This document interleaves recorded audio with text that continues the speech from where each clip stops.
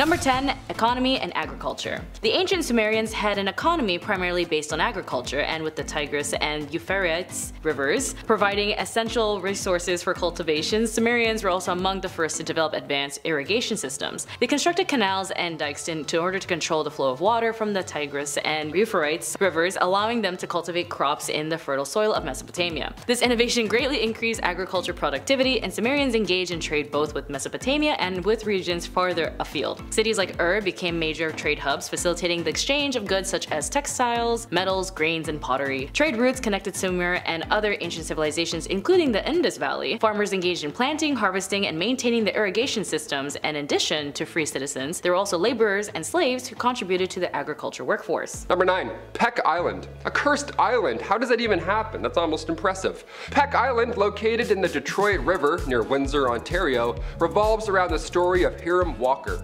Walker was a Canadian entrepreneur who owned the island in the late 19th century, and legend has it that Walker planned to build a grand mansion on the island, but it was quickly thrown off its course by a series of misfortunes and tragedies, all of which is believed to be a part of this island curse. Now, the mansion was never completed, of course, and the island is now known for its ghost stories and tales of buried treasure.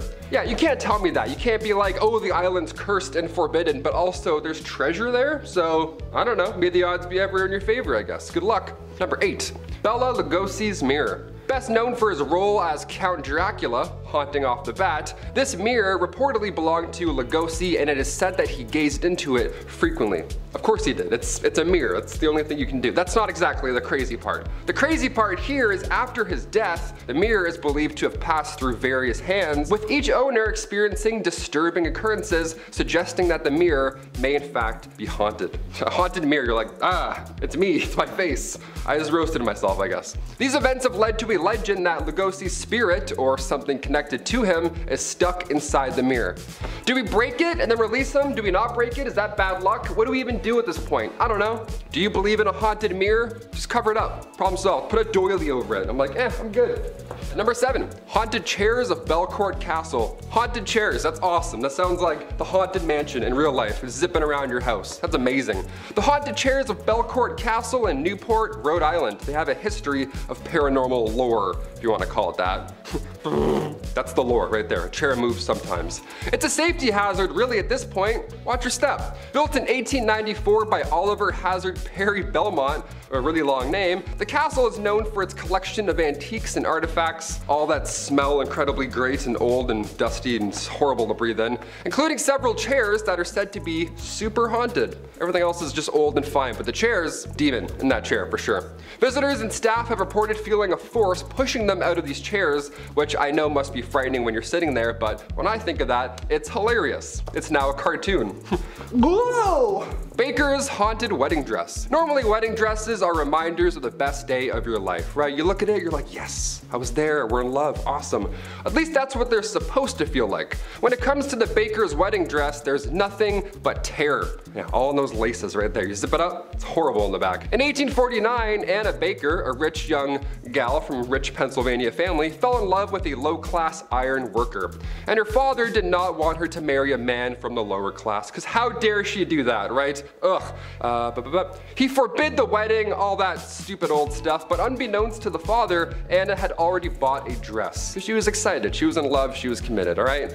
It was the 1800s, so there was for sure a no-return policy, so Anna remained single until the end of her days. She died in 1914, and rumor has it, she passed away with that very same wedding dress still in her arms. Now after that, the house was turned into a museum, because why, of course, and the dress is now said to move on its own within its display case, supposedly manifesting Anna's restless and unhappy spirit. It's amazing. There's a floaty dress. It's like a Spider-Man villain. That's the scariest one so far. Number 5. Law codes. The Sumerians who inhabited the region of ancient Mesopotamia are credited with some of the earliest known legal codes in human history. These legal codes were written on clay tablets and steels, providing an insight into the legal and social structure of Sumerian society. The Code of Ur-Nammu is one of the earliest known legal codes and is attributed to Ur-Nammu, the king of Ur during the 3rd dynasty of Ur. It predates the more well-known code of Hammurabi. The code is inscribed on a stele or stele and covers various aspects of law including family matters, properties, and crime. Notably, it emphasizes a restitution rather than severe punishments for offenses. Other codes and laws passed along and continued on the Sumerian societal system, as they also had contracts, families, and criminal law systems in place. The law was for sure an influence with religious beliefs and even invoked names of gods during trials. Violating legal oaths was considered a serious offense against the gods. Number 4. Architecture. Developed in the ancient regions of Mesopotamia, Sumerian architecture was characterized by its innovative use of materials such as mud bricks and its emphasis on monumental structures. Sumerian city-states include Urk, Ur, and Lagash, featuring impressive temples, ziggurats, city walls, and residential structures. Due to the lack of natural stone in the region, Sumerians extensively used mud bricks for construction. These bricks were made from a mixture of mud, clay, and sometimes chopped straw. Although less durable than stone, mud bricks were abundant and effective in the construction of various structures. Sumerian city-states were surrounded by defensive walls constructed with mud bricks. These walls served to protect the city from external threats such as invasions and floods, as well as with the temples that were made dedicated to the worship of deities that were significant architectural achievements. They also had urban planning, both around palaces and residential housings. Cities were organized with streets laid out with a grid pattern, and public spaces were designated for various activities. The city of Uruk in particular is known for its well-organized layout. Mandy the Haunted Doll. There we go, we got another doll. This one sounds a little bit more frightening.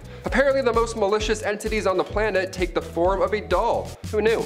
Mandy the Doll, remember this name. Mandy lives in the Quesnel Museum in Canada, and the staff at the museum insists that Mandy is kept in a separate display case. Because when Mandy shares a case with other dolls, these other dolls would magically end up being knocked over in the middle of the night. Turns out Mandy loves attention, huh? Staff also reported their lunches disappearing on occasion, but me personally, I think that they're reaching at that point. That's just a greedy coworker who's blaming it on a doll. That's a different thing. That's one guy, you gotta go find him. That's not the doll. Number 3, Pompeii artifacts. I love geology and history and all that stuff here on BumbleBee, it's great, but it's hard not to want to bring something home after you visit a famous landmark. But depending where you go, you could get in a lot of trouble for, stealing a rock. Sounds silly, but listen up. Pompeii, for example, once a flourishing Roman city located near the Bay of Naples in Italy, that was of course until 79 AD when Mount Vesuvius erupted and it buried the entire city and sadly its inhabitants under layers of ash and pumice. Now the eruption was so powerful that it wiped out all of life within a 16-mile radius. Pompeii of course remained buried and forgotten for almost 1700 years until it was rediscovered in 1748. Today Pompeii is an archaeological site that offers a glimpse into ancient Roman life with well-preserved ruins of homes, public buildings, streets, artwork, you name it. It's all there. It's great.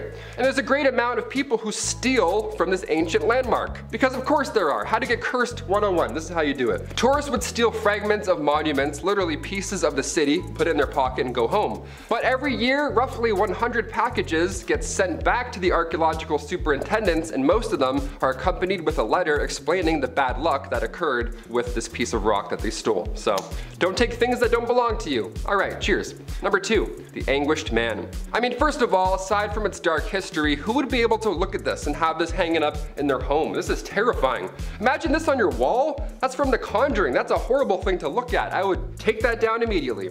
The Anguished Man is a painting with history. It is said to be haunted by the spirit of the artist who created it, a man who mixed his own blood into the paint as he worked. Yeah, real artsy guy. I love when people do that. Awesome. Don't do that at all. The painting has been passed down through generations of the artist's family, but each owner has reported strange occurrences while in possession of the haunting piece. Some have claimed to hear whispers and moaning coming from the painting late at night, which is it's pretty scary. It's also kind of funny to imagine a painting just being like, you're like, what was that? That's kind of beautiful. Is that an E minor? Would you spend the night with this haunted painting? I would. I don't know. I'm a skeptic. I would just, again, not look at it. I would hang it up and then turn this way. It's kind of creepy. I don't know if I could do that. Now I get it. No way. Number 1, James Dean's car. Buckle in for this last one, folks. James Dean's love for fast cars was of course well known, and sadly because one of them led to his tragic death at the age of 24. He died by doing something he loved, which is, okay, some silver lining to it. Some are convinced that his cars were cursed the entire time. time. Dean's first car was involved in an accident that left him with a broken leg, and his second car, the one that he famously died in after colliding head-on with another vehicle, I mean, that's already too many. That's 2 accidents, that's 2 cursed cars. That's tragic history right there, but after Dean's death, that's when the hauntings begin. The Porsche was sold off and quickly became infamous for causing more accidents and more deaths. One of the owners even reported seeing the ghost of James Dean beside them in the passenger seat while they were driving before crashing. I would have crashed too. If I saw any ghost beside me, I'd be like, oh my god, that would be it, no matter what, James Dean or not. The car disappeared from public view in the late 1960s and has since been rumored to be hidden away by collectors who believe it to be cursed. Do you own the car? Is that you out there? Where is this thing hiding? I kind of want to take it for a spin. I don't know, I'm kind of weird like that. Would you drive in this car, ever? Me neither. The Screaming Skull of Burton Agnes Hall. The Screaming Skull of what? That sounds like a horror film right off the bat. Let's talk about it. The Screaming Skull of Burton Agnes Hall is a legend surrounding an English county house in Yorkshire. Yeah, as you could guess, it's terrifying. The story goes that Anne Griffith, one of the daughters of Sir Henry Griffith, who built the hall back in the 17th century, well, she was attacked and mortally wounded. Now, before meeting her sad demise, Anne had one request. She asked for her head to be kept inside the house forever. Just the head, just that one head, just that's it, the rest of it doesn't matter, just the cool, awesome. When it was removed, supernatural disturbances occurred until the skull was eventually returned to its rightful place, I want to say.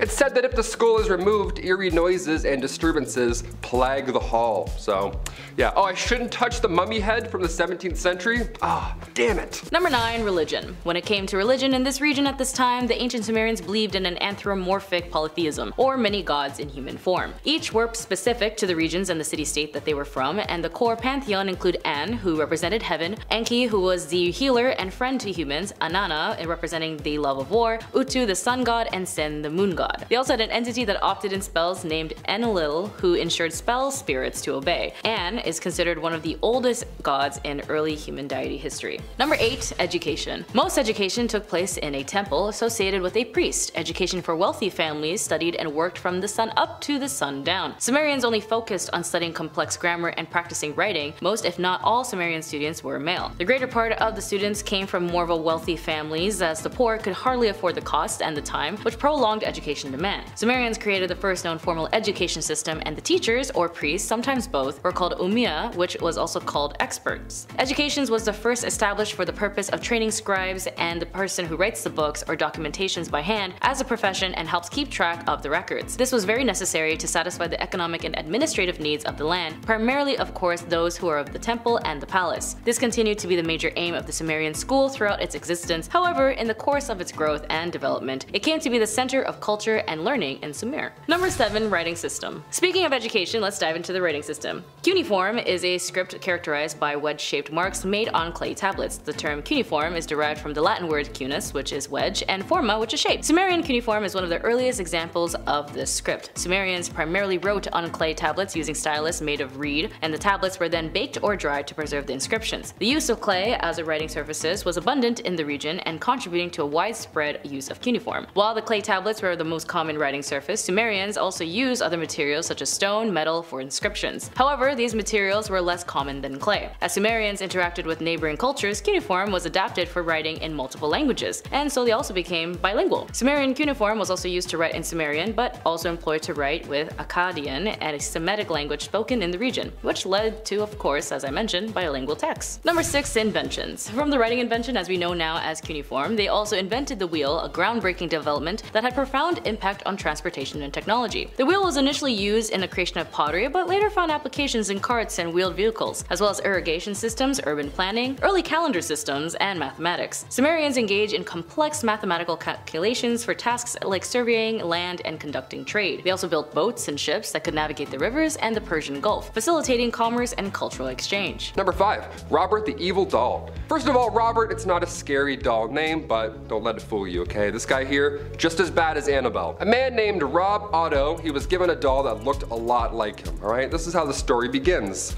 You know how you get a doll that looks like you? Sure, that happens all the time.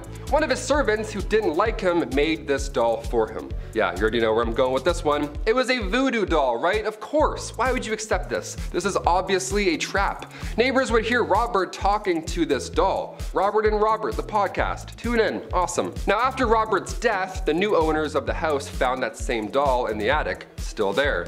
Well, actually, their daughter found it. It was a pretty jarring experience. The family was haunted by this doll for years. They would hear threats coming from it. They would talk to them at night. Everything that you don't want to hear, it happened to them. So now the doll is on display in a museum in Key West. Do we believe in this one? I don't know. I'm a bit skeptical. Annabelle, maybe. Robert? Not as scary. Try again, pal. Fix your name first. Number 3. War. Sumerian city-states, each with its own ruler and patron deity, engaged in territorial disputes, struggles for dominance, and conflicts with external powers. One of the earliest records conflicts in Sumerian history is the conflict between the city-states of Lagash and Umma. The Still of the Vultures, a carved stone monument, depicts scenes of the war. The conflict involved disputes over territory and water rights. The ruler of Lagash, Inatum, is credited with victory, and the stele commemorates his achievements. Soldiers in the ancient Mesopotamian militaries are well trained and well equipped. Archaeological studies show that Sumerians used war carts and iron or bronze weapons, as most soldiers use axes, daggers, and spears. Units with spears would be organized into close order formations. Number 2. Social classes. Sumerian civilizations featured a social class hierarchical system with ruling class, upper class, middle class, working class, and enslaved class. The ruling class of Sumer included the king and the high priest. The larger social classes were the working class, which mainly comprised of farmers. At the top of the social hierarchy were the priests and the rulers. The priests were often serving specific deities, held significant religious authority. Below the priests and the rulers were the elite class and high-ranking officials. This group usually included aristocrats, wealthy landowners, landlords, and individuals with privileged access to resources. The middle class then would include merchants and artisans who engage in trade, commerce, and craftsmanship. The majority of the population in Sumer, however, belonged to the lower social classes, primarily consisting of farmers and laborers. And at least, at the bottom of the social hierarchy were the slaves. Slavery was a very common institution in Sumer, and slaves were individuals who were often captured in warfare or just born into slavery. And finally, number 1,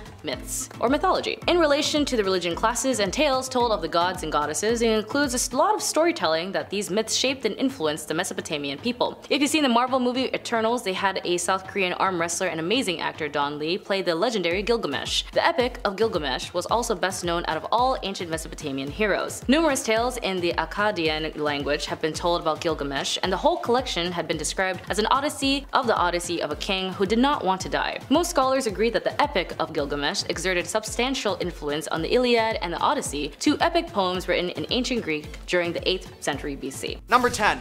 Tua de Danann. Ireland is full of incredible Neolithic sites, one of which is Newgrange, an immense ancient passage tomb. But even more fascinatingly, the tomb is beautifully and perfectly illuminated on the winter solstice, when the cold rising sun lines up perfectly with a roof box just above the entrance. Ireland, famously, was colonized and inhabited by the Celts, but it is not truly known who or what culture inhabited the Emerald Isle before the Celts arrived. But the Celts themselves had an idea. They spoke of the Tua de Danann, otherworldly gods and goddesses that drift between our world and the other. The Celts would tell that Newgrange had been built for a Tua de king, someone with the majesty, elegance, and power of the stars. Could it be that this ancient tale actually belies a fascinating truth? Could the pre-Celtic Irish have had contact with extraterrestrials? And could Newgrange have been built for these same extraterrestrials? The patterns carved in the stones nearby are reminiscent of crop circles, and the whole layout of Newgrange does somewhat appear like a primitive landing pad. Or perhaps ancient people just had a better understanding of the stars than we realize. Number 9. Nan Madol. Our next stop is an ancient city off Pohnpei's coast in Micronesia. The city consists of nearly 100 artificial islets constructed on top of coral reefs. Yeah, we're trying to save our coral reefs. Meanwhile, back in the day, they were building stuff on top of them. That's rather impressive and terrifying. Its architecture is significant because the structures built between the 13th and the 17th centuries, They utilized massive basalt logs, showcasing early engineering abilities. Now, the origins and construction of Nan-Madol remain subjects of debate. Some theories suggest external influence or, again, ancient technology, which is why it's on our list today. Others can argue local ingenuity, probably more likely than aliens, but it's all speculation regardless. We still have no clue how this was done. Local mythology speaks of twin sorcerers, Alishpa and Aloshpa, who with spiritual assistance levitated the massive stones. Honestly, that makes the most sense. No. 10 of me couldn't lift one of them, no way. Number 8, Tenochtitlan. Tenochtitlan was one of the largest cities in pre-contact America, and was truly an incredibly impressive sight. The entire city was situated on top of Lake Texcoco, with built-up docks and floating farms making up the near entirety of the city. The incredible complexity and fascinating techniques and technologies used to accomplish such an incredible city stunned the first Europeans to see it. The original Mexico wanderers were told through a vision of an eagle with a snake in its beak perched upon a cactus to settle here in this small, swampy island in Lake Texcoco. And there they would turn it into a hub of culture and power in Mesoamerica. But the shocking complexity and effectiveness of the great city and the technology that allowed it to flourish shocked early colonizers. The indigenous people of the Americas had many complex technologies and many large constructions and settlements. However, this confused small-minded 18th century European anthropologists, who began the idea that there must have been some sort of external contact and aid that allowed the Aztecs of the Triple Alliance to build such impressive structures. While there are stories in Aztec mythology of star people, and many stories which have encouraged the theory that they may have had some sort of contact with the extraterrestrial, no evidence indicating the impressive and complex technologies developed in the Americas was ever connected to extraterrestrials. They may be simply intelligent people with generations of education, development, and expertise. Number 7, Sumeria. The Sumerians are a fascinating culture and one of the earliest known to settle in the Indus Valley, the so-called cradle of civilization. The Sumerians are thought to potentially be West Asians who walked from the Hindu Kush or Ganges Plateau, or fishermen from the eastern Arabian littorals, or perhaps they were even from North Africa. Wherever they came from, the Sumerians would make numerous incredible technological advancements.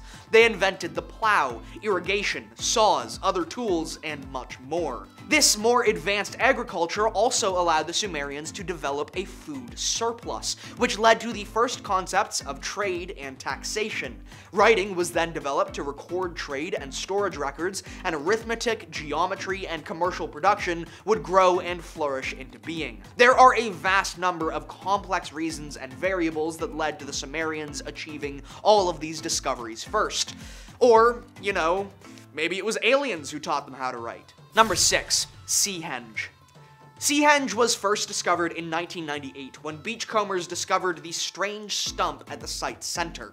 Once exhumed, the whole site would be unveiled. A ring of tall oak trunks had been sunk in a circle with a great upturned oak tree stump in the center. Seahenge was certainly a religious site of great importance, but its exact purpose is unknown.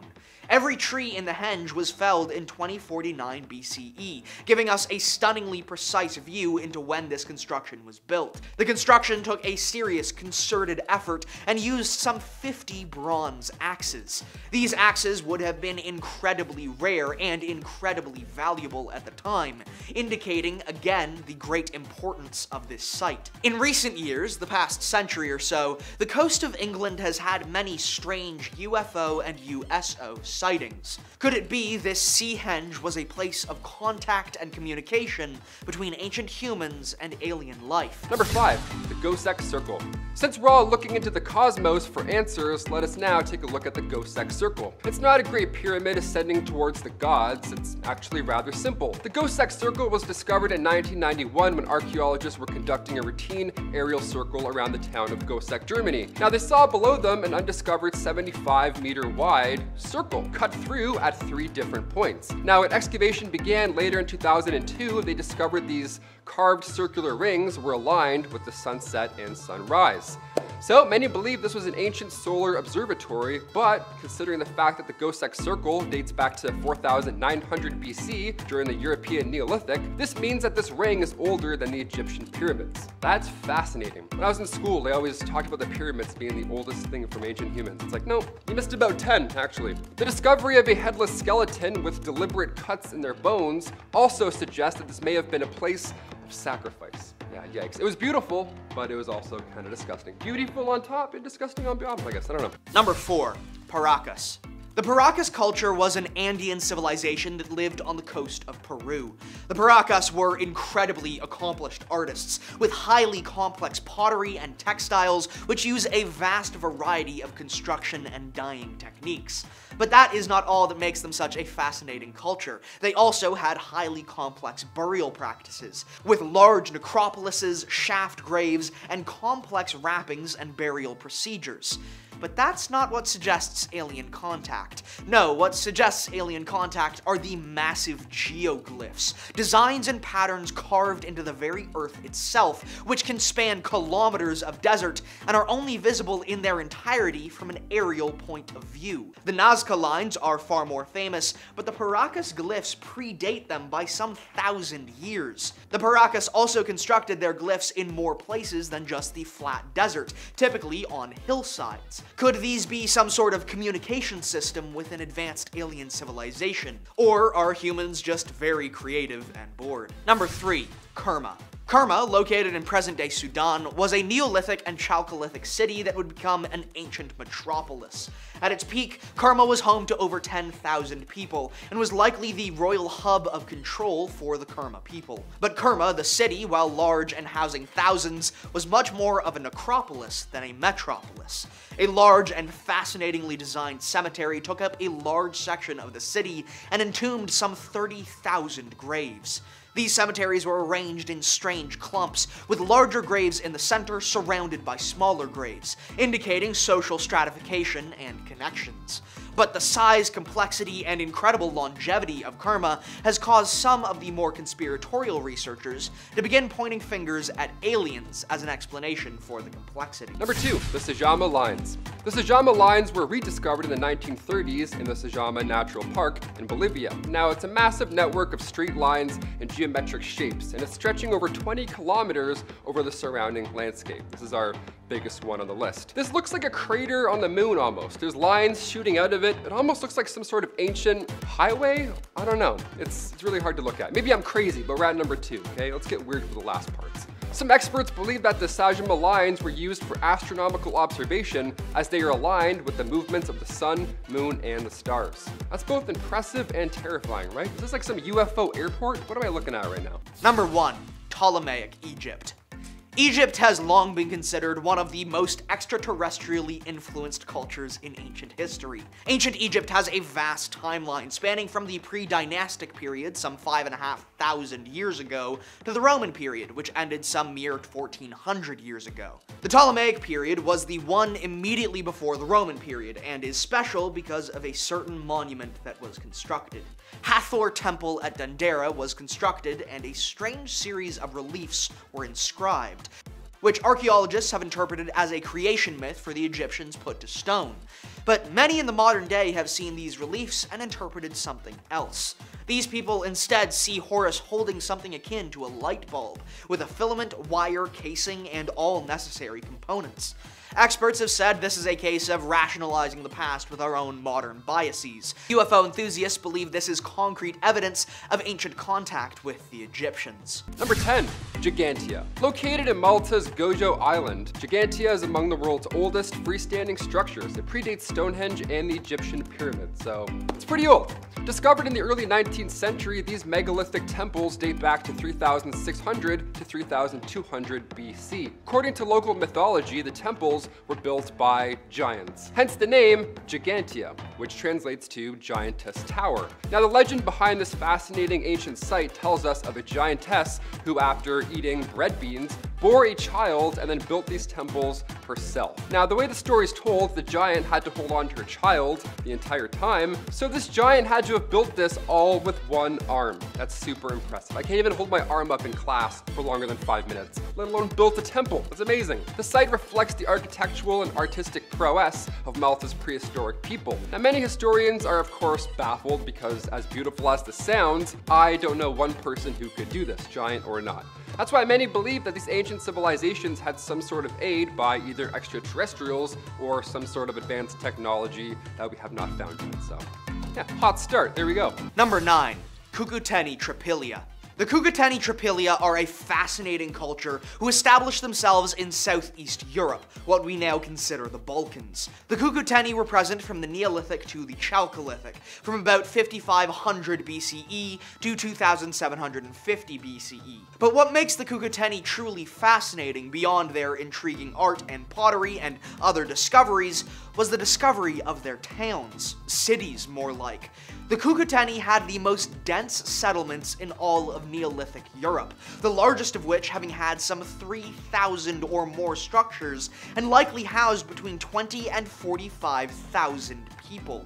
Plenty of other Neolithic European cultures had permanent dwellings. Plenty of other cultures had agriculture. So what made the Cucuteni special? It seems an innovative way of dealing with detritus, garbage, and mold. The Cucuteni, once a year, would gather all of their personal objects, clean their homes of their belongings, and burn their entire city to the ground. This destroyed any black mold that was festering, cleaned up the city of garbage, and allowed a new, fresh start. However, the drastic and seemingly counterintuitive nature of this tradition has caused some to wonder if the Cucuteni had not received this knowledge from somewhere else. Perhaps kind strangers wandering the stars. Number 8, the Great Pyramid of Cholula.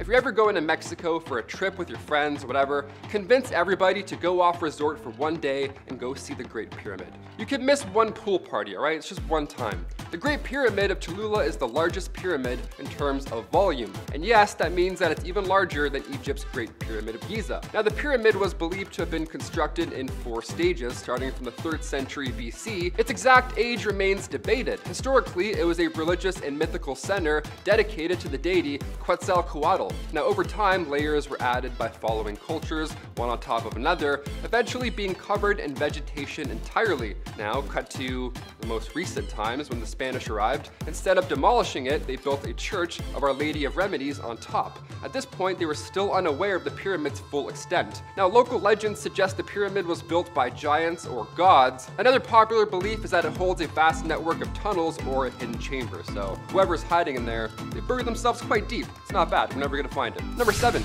Cart ruts, Malta. Cart ruts in Malta are on a much smaller scale than the Great Pyramid, but these mysterious parallel groves found in limestone plateaus have a big story to tell. The tracks are believed to date back to the Bronze Age. They were discovered in the 19th century, and their exact purpose is still uncertain, of course. But we have theories ranging from transportation to ritualistic use. All that in just 2 little tracks. Look at that. Maltese folklore sometimes attributes these tracks to giants dragging their boats. Now, the tracks run through solid rock. That's the fascinating part here. It's not soft clay. It wasn't once soft clay. It is solid rock. Always has been. This adds to the mystery of these 2,700-year-old tracks. Natural or man-made? We still have no idea, so it's impossible to conclude their purpose. What do you guys think? Comment down below. And while you're down there, hit that thumbs up. You know what I mean? We're having a good time. We're almost halfway done. You love the channel, we love you, show some love. Number 6, Menastra Temples, Malta. Another ancient Maltese site, 2 in a row. How lucky are we? Menastra Temples are located in Malta's southern coast, and together these buildings form an impressive megalithic complex. Dating from anywhere from 3,600 years ago to 2,500 BC. Now, as if the design wasn't fascinating enough, you'll be surprised to know these buildings would provide insight into Malta's prehistoric period, with features aligned to celestial events.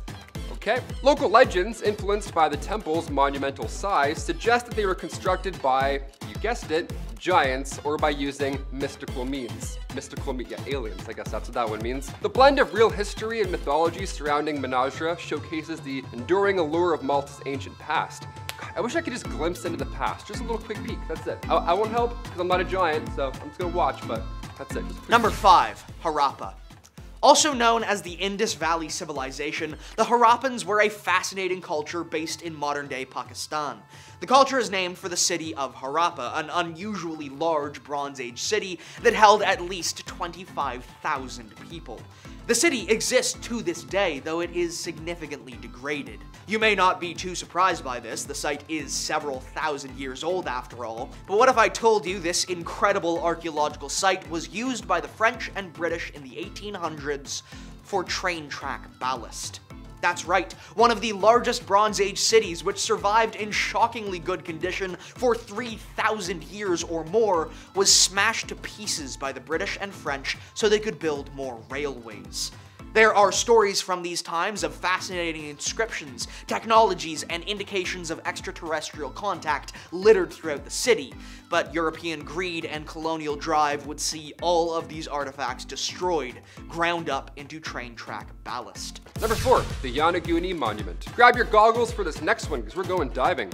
The Yonaguni Monument, submerged near Japan's Ryukyu Islands, is a mysterious underwater site with sandstone structures, columns, and even a stepped pyramid. Not natural at all. No way, I don't believe that. It was discovered off Yonaguni's coast, and its origin, natural or man-made, it sparks quite the debate. Some experts believe that its formation was caused by seismic activities, suggesting earthquakes or erosion crafted this unique shape. However, Professor Masaki Kimura argues that its precise carvings, sharp angles, and distinct holes indicate human craftsmanship, which is pretty amazing. He dates it back to 2,000 years ago, speculating that it might be remnants of the lost Mu civilization. 2,000 years old, those carvings, and it truly is a head scratcher. Do you believe the Yonaguni Monument is made of natural formation, or did humans make this a long time ago? Comment down below your theories, because I have no idea. That's why I'm asking you. Number 3, the Bimini Islands. While we're in the ocean, let's swim on over to the Bahamas and check out Bimini Road. Now this road is a submerged rock formation one could easily miss. Looks quite normal compared to everything else on the list here. Some believe it's remnants of the lost city of Atlantis, as popularized by psychic Edgar Case's predictions, but local legends and local tales often link these linear stones to ancient advanced civilizations. Bimini Road has been associated with the lost civilization of Atlantis since the 1960s, and it's been well explored since. The main argument here is that the Bimini structure is human-made, and that it's composed of evenly sized and evenly distributed square blocks of rock. Also, 90-degree angles on all these cuts. Nature doesn't do that. Nature does not give you 90-degree angles. The blend of mythology and reality around Bimini Road and the fact that it's in the ocean, 3 for 3 right there. It has experts desperate for answers. Number 2, Dong Son. The Dong Son culture is a Bronze Age culture from modern Vietnam, based along the Red River Valley in northern Vietnam. They were skilled rice farmers and kept many domesticated animals, including water buffalo and pigs. They were also skilled fishermen and canoe builders. But what really stunned scientists was their incredible mastery of bronze. Not only did the Dong Son have axes, swords, plows, and more made of bronze, but they also had incredibly delicate bronze drums, instruments that would have required a massive amount of precision, skill, and refinement in the art of shaping bronze to create. In fact, it was once believed bronze forging was invented in China and spread throughout Asia from there, but now it is believed the Dong Son, or their predecessors, were actually the ones to first develop such advanced bronze forging. There has long been a theory that metallurgy was introduced to humanity from an exterior source, which would mean the Dong Son would have been the first ones to make contact. Or maybe we figured out smelting all on our own. Who's to say? And finally, number 1, the Atacama Giant. We've been talking about giants all day. Let's just finish with the biggest one, alright? This massive geoglyph is located in the Atacama Desert of Chile, and it looks like an alien doodle. I love this little guy. He looks kind of friendly. I'd say what's up, shake his hand. It's a large human-like figure that measures 86 meters in height and is believed to have been created by the pre-Columbian peoples who inhabited the area over 1,000 years ago. Now, the figure's arms are raised and its body is decorated with symbols and designs that are thought to have religious or astronomical significance. Imagine finding this one day hundreds of years ago. That would be quite jarring. What am I looking at right now? The purpose of this geoglyph, of course, remains a mystery. Giants, aliens, advanced technology, what do you guys think is happening? Who built all of these back in the day?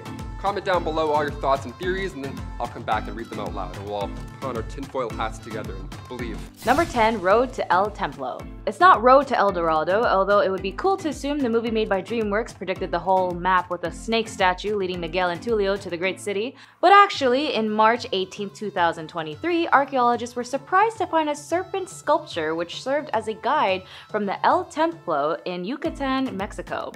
Excavations have been financed by the Program for the Improvement of Archaeological Zones by the federal government, which is how they found the serpent sculpture. The serpent statue is oriented towards the sacred cenote and is limited to the Sacbe, meaning white road, which was a ceremonial route constructed to connect important structures or plazas with ceremonial centers. Archaeologists suggest that statue and Sacbe is a symbolic representation of a Yucatec Maya feathered serpent god. Cursed tomb number 9 is the Blue Maiden, which is an entire cursed island, let alone just their tombs that are rumored to be on it. Now, this actually isn't the island's true name, just a dub given to it because the Swedes believe by calling it by its real name, you bring death and destruction. Those who sail nearby are especially superstitious as they believe it'll brew a storm that drowns the ship should the name of the island be uttered. So, according to folklore going back to the 16th century, witches would gather on this island on Maundy Thursdays, the day before Good Friday, to worship the devil, sacrifice animals and humans, and engage in group romps, which cursed the island to be haunted by demons. This part also comes from the belief that the island is home to certain best not to say their name aloud female supernatural beings, and folks of the olden days used to sail over to their shore and leave votive offerings such as clothes to appease and gain favor of said beings. Archaeological studies in recent years have demonstrated that ritual activities were likely to have been carried out on the island in prehistoric times. 2 caves in which rituals were performed in were identified in 2014, while archaeologists were searching for the tombs that are said to be on the island. So far, despite the adamantcy of the locals that they exist, no tomb has been found, but curses upon curses have. One cave contained an altar featuring human bones, and the other was converted into a theater. And of course, I can't go without mentioning the labyrinth, because according to locals, anyone who removed stones from it would be cursed with a lifetime of ill fortune. Roughly around 2020-2022, archaeologists had discovered a 1800-year-old gladiator arena in Turkey. Researchers used 200-year-old records to uncover a coliseum-like area where gladiators and animals fought to the death in ancient towns of Masturora in Western Turkey. The nearly perfectly preserved arena seems to be able to seat up to 15,000 to 20,000 fans. The amphitheater dates to around 200 AD during the reign of the Severan dynasty. This is a time when the region was rapidly expanding and increasing its wealth and status. Formerly, the site of immense and barbarous matches had been hidden by centuries due to the accumulation of nature, and it wasn't noticed until some of its stonework began rising up from the ground, and historians are actually rather impressed with its preservation. Different cultures, including the Spartans, Ionians, Persians, and ancient Romans, repeatedly rebuilt the city over the centuries, and an analysis of 67 individual bones shown that many had healed wounds as a clear sign that they were prized fighters who received high-quality medical treatment. Rather than participating in mass brawls, the researchers wrote the evidence pointed to gladiators undertaking one-on-one duels governed by a precise set of rules. They planned to conduct geophysical surveys to learn about the portions of the buildings that remained underground, as well as use laser scans to recreate a virtual 3D image of the arena. Number 7. Ancient Graves of the Gaza. Just a little play on the words of the beautiful film Graves of the Fireflies. In 2022, Palestinian workers in the Gaza Strip have found dozens of ancient graves, including 2 sarcophagi made out of lead in a Roman-era cemetery, dating back as far as 2,000 years ago. These archaeologists describe this to be one of the largest cemeteries ever discovered in Gaza. They came across this site during a construction of an Egyptian funding housing project in the northern Gaza Strip, and ever since then, the crew have worked with the help of French experts. They had carefully and extensively looked over the site, as well as this area is home to 2.3 million people and has a rich history stemming from its location on ancient trade routes between Egypt and the Levant. The discovery of 60 graves at the site in January marked a major finding, and that number had gone up to 135. Researchers have studied over 100 of these graves, and all of these tombs have revealed a huge amount of information about the cultural material. and also the state of the health of the vast population, pathologies from which this population might have suffered. The sarcophagi they discovered that was made up of lead even had featured designs of grapes, and the other one had images of dolphins. The discovery of lead sarcophagi here is a first and unusual for Gaza, and Palestinian archaeologists like Fadel al-Otul suspects that there might be some royal social elites buried around too. The skeletons discovered on site will be sent out of Gaza for further analysis, and the remains are set to return to the Hamas-led Ministry of Antiquities and Tourism. They really hope that they can tell the stories of the Gazans and help provide more of its archaeological sites, but time will tell if they can due to the pace of current developments. Number 6, they see me rolling in Pompeii. Apparently it's a universal and historic norm for humans to show off their new whip when pulling up to the club. As for those living in Pompeii, they were no strangers to high-end society as well. In face of most of Pompeii's citizens, up to the disastrous eruptions that wiped out the entire city, were relatively aspiring to wealth, and both women and men had the right to personal wealth. Both genders were open to trade groups. Of course, some trades like political were more exclusive to men, and social groups could go from freedmen to merchants to political. Overall, the societal status of Pompeii was that of a very hustling and bustling normal city.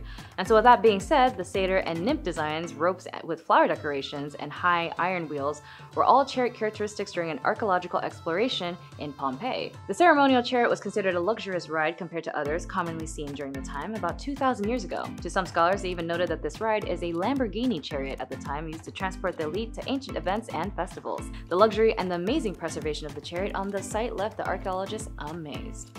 Cursed tomb number 5 is don't open, dead inside. This discovery hit the headlines in June of 2022, and justifiably so. This was the first tomb found at the Beit Sherim Cemetery, a UNESCO heritage site, in 65 years. The tomb belongs to an ancient Jewish convert named Jacob the Convert, who wrote on his tombstone in blood red that Yaakov Hagar vows to curse anybody who will open his grave, so nobody will open it. While these warnings were mainly meant to keep grave robbers or people who try to disturb these places away, as made obvious by every tomb in this countdown, the researchers in this case said that it was most likely to actually stop other people from reusing his tomb, which was more of an issue in that area back then. Somewhat reassuringly, despite its appearances, the message is not written in blood but paint, but it's sure as hell creepy though. I could see Party City mass producing these bad boys to stick in your front lawn during Halloween. Amazingly, this is the first tomb marker found at the site to explicitly confirm that the burial was a convert to Judaism, the only grave marker out of more than 300 found. The inscription is from late Roman or early Byzantine period in which Christianity was strengthened, and here we find evidence that there were still people who chose to join the Jewish people. But perhaps strangest of all is we don't even know where Jacob is now. The grave marker wasn't found at an obvious tomb, but propped up against a wall in a previous undiscovered cave. Archaeologists believe its placement was the result of grave looting. Damn, you ancient folks gotta get better at your curses. For now, the cave is resealed just in case, and excavations are delayed. Number 4, shackled together forever. In 2016, at least 80 shackled skeletons were discovered in Palaio, a suburb of Athens, and their hands were shackled, and true to their discovery, many lie with their mouths open as if they were screaming. The skeletons belong to young men who are apparently in good health, and the archaeologists believe that these men may have been followers of Cylon, the nobleman and Olympian champion who attempted to take over Athens around 7th century BCE. The infamous event was known as the Cylon Affair, and after Cylon's coup failed, his followers took refuge in Athena's temple. The followers were then found by their enemies and killed right after leaving the temple. Pottery nearby the site helped archaeologists date the burials to the period where the coup took place. However, it is also possible that the skeletons belong to slaves or criminals. Number 3, I'ma take a seat. 2005 was a fun time. It was the year Microsoft released the Xbox 360, YouTube had their first video uploaded, and Rihanna's Pon de Brie play went off, and so did Nickelback's Photograph. And the best Star Wars movie, Revenge of the Sith, showed us who really had the high ground. But in Honduras, they found someone sitting upright underground instead. The position of the body, the structure of the tomb, and several unexpected artifacts suggest the interred individual was a political or priestly figure. The entombed individual was found with a jade hung around from his necklace and dozens of jade beads of various sizes. The remains belong to a 50-year-old man with various illnesses, as he had poor use of his left arm, a poor arterial flow through his upper spinal cord, and a chronic infection of the skull known as mastoiditis.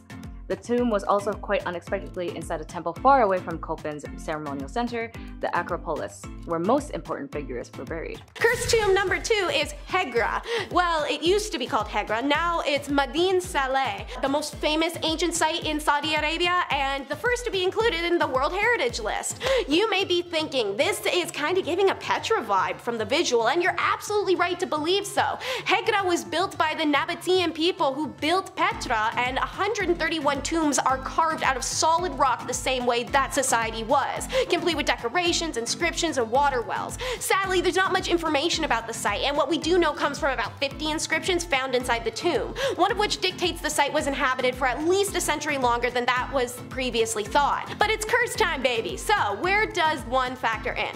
Well, in the name Madin Saleh, it means the city of Salih, which in turn is associated with pre-Islamic prophet Salih and the tribe of Thamud, as mentioned in the Quran. So, the tribe of Thamud is said to be descendants of the great-grandson of the biblical Noah, and they were said to have become very corrupt, materialistic, and quote, wicked. They stopped believing in God. According to one account, this is when God sent the prophet Salih to warn them that if they continue in that way, they're going to be destroyed, which they disregard, so the Lord wiped all of them out. Consequently, in modern times, the site and all of its tombs are considered by Muslim people to be cursed and should be avoided. Finally, number 1, the Screaming Mummy.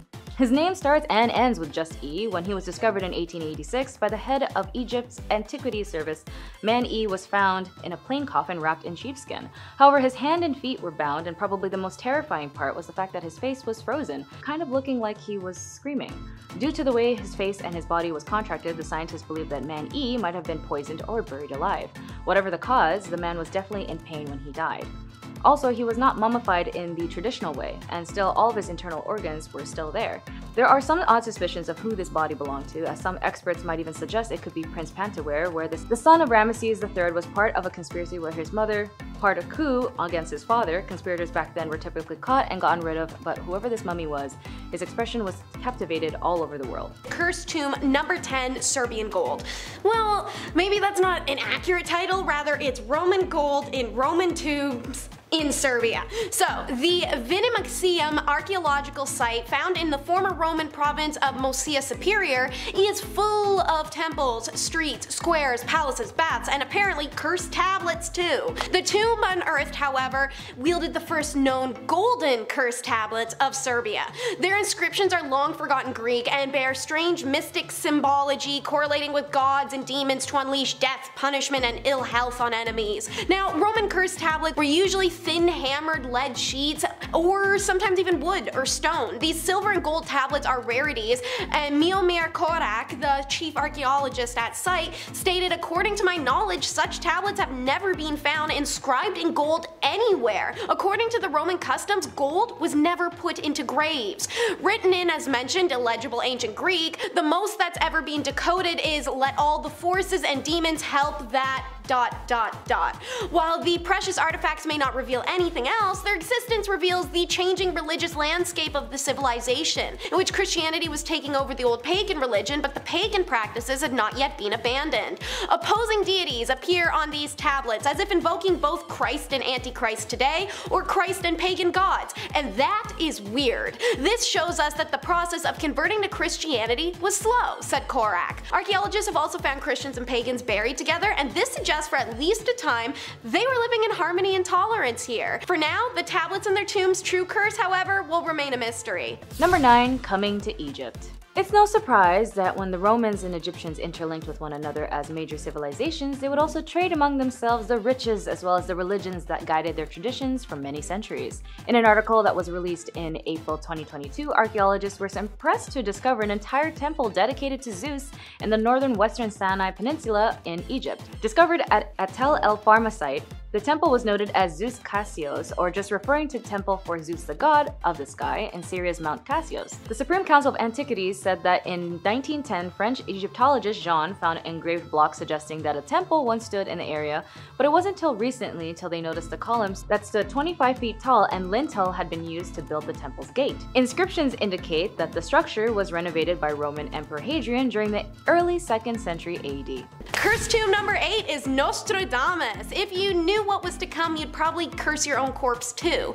In the most quintessential Nostradamus quatrain, his tomb's curse calls out whoever would dare to disturb it, stating, "He who will open the tomb found and will come close to it promptly, evil will come to him, and one will be unable to prove if it would be better to be a Breton or a Norman king." Love that little savage history burn at the end there, bud. Well, why heed a dead man's warning when you can crack open the tomb and disturb the dude? Nostradamus' tomb was tampered with in 1793. It happened in the heat of the French Revolution, when French soldiers went after the fabled tomb, ignoring the supposed rumor that whoever would open it would die.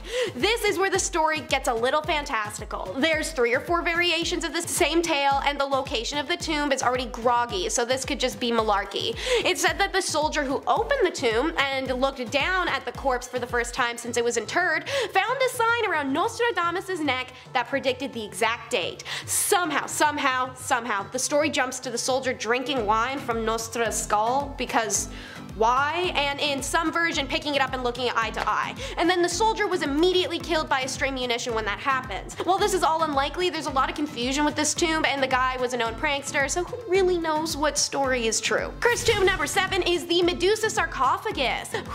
May those who approach this sacred place of final rest with malicious intent, try to take over this grave or commit other evils, walk on this earth as accursed beings, unable to traverse the lands or penetrate the seas. Let them not see any benefit from their children, and especially not from their spouses. Let their livelihoods reduce to dust and splinters. This is an ancient curse written on a 1700-year-old sarcophagus, which is on display at Turkey's Amasya Museum and was found in 1994. To make things even more interesting and up the accursed factor, as mentioned in the title, the grave also features an embossment in the shape of Medusa's head. Maybe a little odd for a Greek sarcophagus with Greek Gorgon and Greek text to crop up in Turkey, but folks back there were far spread and kingdoms shifted hands a lot. The director of the museum, Selal, said all the warnings were to prevent the grave from being robbed, stealing the gifts of the dead, and from damaging the grave, adding that despite the curses and the warnings, all the jewelry and valuable items that were buried with the family has been stolen. Dead dude should have had it written in a few translations, because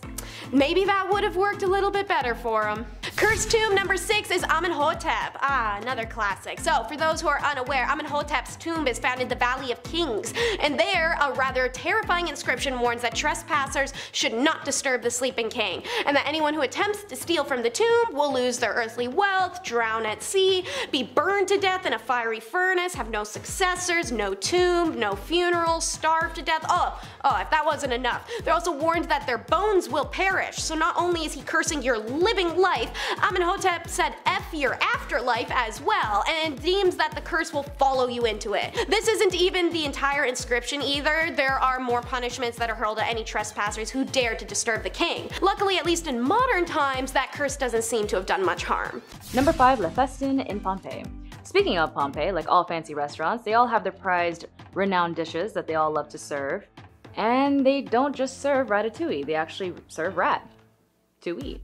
According to this restaurant found by archaeologists, this food hotspot was known to serve honey-roasted rodent. Interestingly, there was excavations of goat, pig, and dog bones and snail shells, which shed more light on the restaurant's meat-rich and exotic menu. Experts believe prepared food would have been displayed in large dolia jars set in holes carved in the stone counter, kind of similar to today's takeout restaurants. And although there were no Uber Eats back then, you can definitely order this restaurant meal under Uber Eats now, because the good news is that this restaurant is actually open to the public, so explorers can discover the delicacies in the ancient Italian city. But no rat, I'm afraid, that's not there. The location also served a bit of a somber note as a gravesite during the eruption of Pompeii's Mount Vesuvius, as the body of the restaurant owner as well as other patrons were discovered in the excavation of the food joint. Cursed tomb number 4 is coughed up. As the host of Discovery Channel's Mummies Unwrapped, Egyptologist and director Rami Romani wanted to try and identify a mummy he believed could be Akhenaten. However, that required cracking into a tomb that's been untouched for about 600 years, and the journey into it turned out to be a harrowing experience. No one really knows how Akhenaten died or where his body is, but according to legend, the hated pharaoh who tried to enforce monotheism angered the priests enough that they cursed him after his demise, both his physical body in its crypt and his soul, which is said to wander the great expanse of the White Desert of Farafra for all of eternity. Those who enter the White Desert are warned not to approach or talk to that ghostly pharaoh, otherwise you're gonna join him in limbo. So, what happened to Romani when he was trying to investigate the potential tomb of Akhenaten? He got the mummy's curse, King Tut style. When they first arrived to the tomb, Rami states that the guard had lost the key and they had to break the lock to gain entry. Strong start. Once the snake coast was clear, they start filming, and Rami stated he immediately struggled to breathe and that the tomb was filled with bats and the smell was unbearable. He described the situation as strange. Your body is telling you stop breathing, this is not good. I'm yelling at the camera, I'm being very excited, and I'm breathing all this crap in. Snake and bat crap, but maybe the curse of the mummy mixed in, the Egyptologist had added. Literally a day later, I was in horrible shape in bed. I had fevers that went up to 107, we had doctors coming in, I was coughing blood, I was hallucinating, and my wife was scared, and I don't know how I survived. Rami Romani's symptoms stumped the doctors, who told him, and I quote, "We have not seen this combination before." He was put on several antibiotics, which thankfully helped him recover from the mysterious illness. So what do you think? Mummy's curse, toxic animal poo, or both? Curse tomb number 3 is Chamber of Secrets. Welcome to Romania, one of the world's top hotspots for paranormal tomfoolery. Don't believe me? Google haunted places Romania and your computer will overheat and crash. And that's not even from a curse. There are genuinely so many strange and unexpected phenomena here, and the Temple of Cinque Vecchie is one of them. However, locals call it the Temple of Wishes, Temple of Fate, the Rock Monastery, and the Aliens Temple. Found in the woods above its namesake village in southern Transylvania, this temple is hidden deep below the earth and made up of 5 cavernous rooms. Romanian archaeologists are still struggling to date the damn thing. Some say it's from the Dacian Roman period, while others believe it's around 7,000 years old. Illuminated by narrow skylights, one can see the esoteric symbols carved around the room. A 6-point Star of David, a yin-yang, spells, and incantation from grimoires. You can see how it's a bit of a strange space. Locals also believe that the hills hide a lost tomb and treasures of a Roman general, cursing death on those who seek it. This belief is upheld by hundreds of years worth of creepy occurrences, crying voices, orbs, thrown items, ghostly touches. The strangest thing of all with the site is that it makes dreams come true, a modern twist on the historical record describing it as helpful in the fulfillment of good desires. When searching Cinque Vecchie Temple Cave, you will see hundreds of pages online of tourists talking about special and positive energies, and thousands of written wishes are left at the site every year. So, which is it? Cursed Roman tomb or lucky dirt dungeon? Who can say? Number 2. Vampires in Poland. In 2013, graves were discovered during the construction of a new road near a town in Poland. The deceased had been decapitated and buried with their heads between their feet. Decapitation was believed to keep the dead from rising from their graves. Why? Because people back then in this era thought people were vampires. Archaeologists in various Slavic countries have found multiple examples of vampire burials. Others later discovered graves showcase other methods for keeping the dead from coming back. For example, the skeleton of a woman was buried with a sickle over her pelvis. Other skeletons were found buried with sickles over their throats so that they wouldn't have their head in case they rose from the grave. Other methods of burial found include burying the body upside down or with a brick in their mouth. Either way, as horror movies go, that's still a pretty intense image to think about. Curse number 1 is the Dancing Maidens, or Cursed Brothers. This strange and highly debated site is outside the village of Belstone, England. The Ring of Stones is called the 9 Dancing Maidens predominantly, but there are actually 17 stones, thus its second name, the 17 Brothers. This number is provided in a description of the Stone Circle by Samuel Rowe in 1848, a perambulation of ancient and royal forest of Dartmouth and the Venville precincts. Whew, that was long. To quote, "We shall observe the circle called in the neighborhood 9 stones, but in reality consists of 17 stones." But now I think we need another gender in here, because nowadays only 16 stones can be seen. Likely one of the stones had probably toppled over since Rose's time, but how about we call them the 16 they them? All in favor? I don't know. But this wasn't the first time that the stone circle lost one of its standing stones. However, the 9 maiden stone circle may have in fact originally included up to 20 stones if the smaller stones and toppled disheveled ones around are all actually counted. In the past, however, before the function of the monument was understood, it's a Bronze Age burial site, folk tales were attached to explain its origin. Legend says that the stones, once dancers, would not stand still long enough for you to count and always reach the same total, and that's why it's impossible to determine how many there truly are. Now, whether it was 9 maidens or 17 brothers who were the dancers cursed to turn into stone for dancing on the Sabbath day, which is a big no-no, it's hard to say. One version of the story states that the brothers are forced to dance at noon each day until the end of time. Another asserts that the stones would come alive and dance every full moon in October. Yet another claims that the stones would come to life when the bells of Bellstone Church are rung. Local superstition of the stones to date is taken very seriously. It's believed anyone who disturbs the stones would suffer serious misfortune. Therefore, no restorations have been done to the site and excavations haven't occurred, despite archaeologists being confident that the center of the circle, a burial mound once stood, perhaps containing those 9 or 17 individuals. Elephant. Those same guys that you watch paint at the zoo or roll around in the mud are the same hardcore MFs that used to be weapons of war in South and Southeast Asia. While elephants were no strangers to the battlefields, they were a common capital punishment method as well, called the gungareo. As they were smart and easily trainable, they could be used to crush, dismember, or overall torment captives in very public death sentences. The earliest record of death via elephant dates back to the classical period. However, the practice was already well established by that time and continued well into the 19th century. The most common way that the execution by elephant was carried out was the obvious: crush its victim to death with brute force. But elephants were even sometimes used in a kind of trial by ordeal, where the condemned prisoner is released if he manages to fend off the elephant for long enough. The Mughal Emperor Akbar the Great is said to have used this technique to chastise rebels, and then in the end, the prisoners, presumably much chastened, were given their lives. So this obviously tells you that aside from enemy soldiers, civilians who commit certain crimes could also be punished in this brutal way. These crimes included theft, tax evasion, heresy, and rebellion. During the expedition to central India in 1868, Louis Rousselet, a French writer, photographer, and traveler, described a death sentence of a criminal by elephant. The sketch was made of the event showing the condemned being forced and placing his head on a pedestal and then being held there, while the elephant foot crushed his head.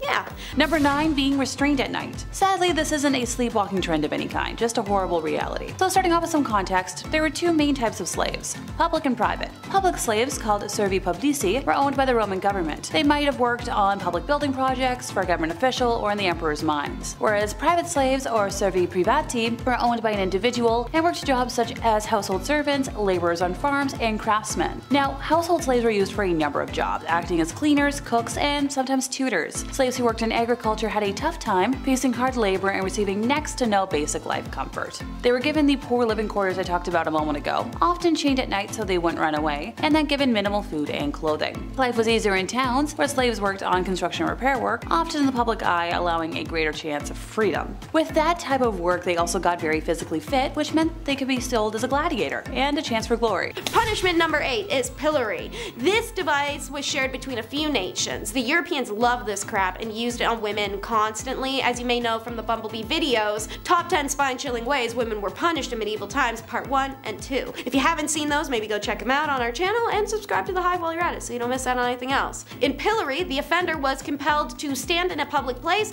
with his head and hands locked in the iron frame so that he couldn't move. Uncomfortably hunched over, the victim would then have his ears nailed to the pillory through the top cartilage, so his head is forced up on an angle, adding to the uncomfortable position of the spine. It would essentially be like this. Then finally, the victim would be whipped, branded, or stoned. However, if the victim was super hella dangerous, I don't know, maybe he was like a top soldier, turned evil, but had really good battle skills, and they had to be concerned about that, they'd use the pillory just to restrain him while they physically nailed the guy's actual body to a wall, then stoned them. This was practiced till the 19th century. Punishment number 7 is lost limbs. In other words, it means damaging a person severely, especially by removing a part of the body. It's another classic amongst the medieval societies, and like others who like to cut limbs off as punishment, it was usually the nose, ears, hand, or feet in India. Whatever the crime was determined the limb lost. During that period, one or both of the hands of a person were chopped off if the offender committed theft. If he indulged in intercourse offenses, such as violating someone, his his privates were cut off.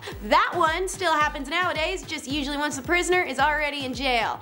Not done by the government. Anyways, back to it. If he told a lie or criticized God, his tongue would be cut off, and if he was deceitful or untrustworthy, his ears were cut off. Punishment number 6 is brain ablaze. So, in ancient India, it turns out another fun punishment was to have certain parts, but only parts, of your body set on fire. This punishment came in alongside the upheavals of ancient Indian political history, wherein kings and dynasties faced endless threats and challenges from rivals. Enough so that, like all kingdoms, violence against the king became a serious political problem that had to be dealt with ruthlessly and effectively through preemptive action, punishment, and retaliation.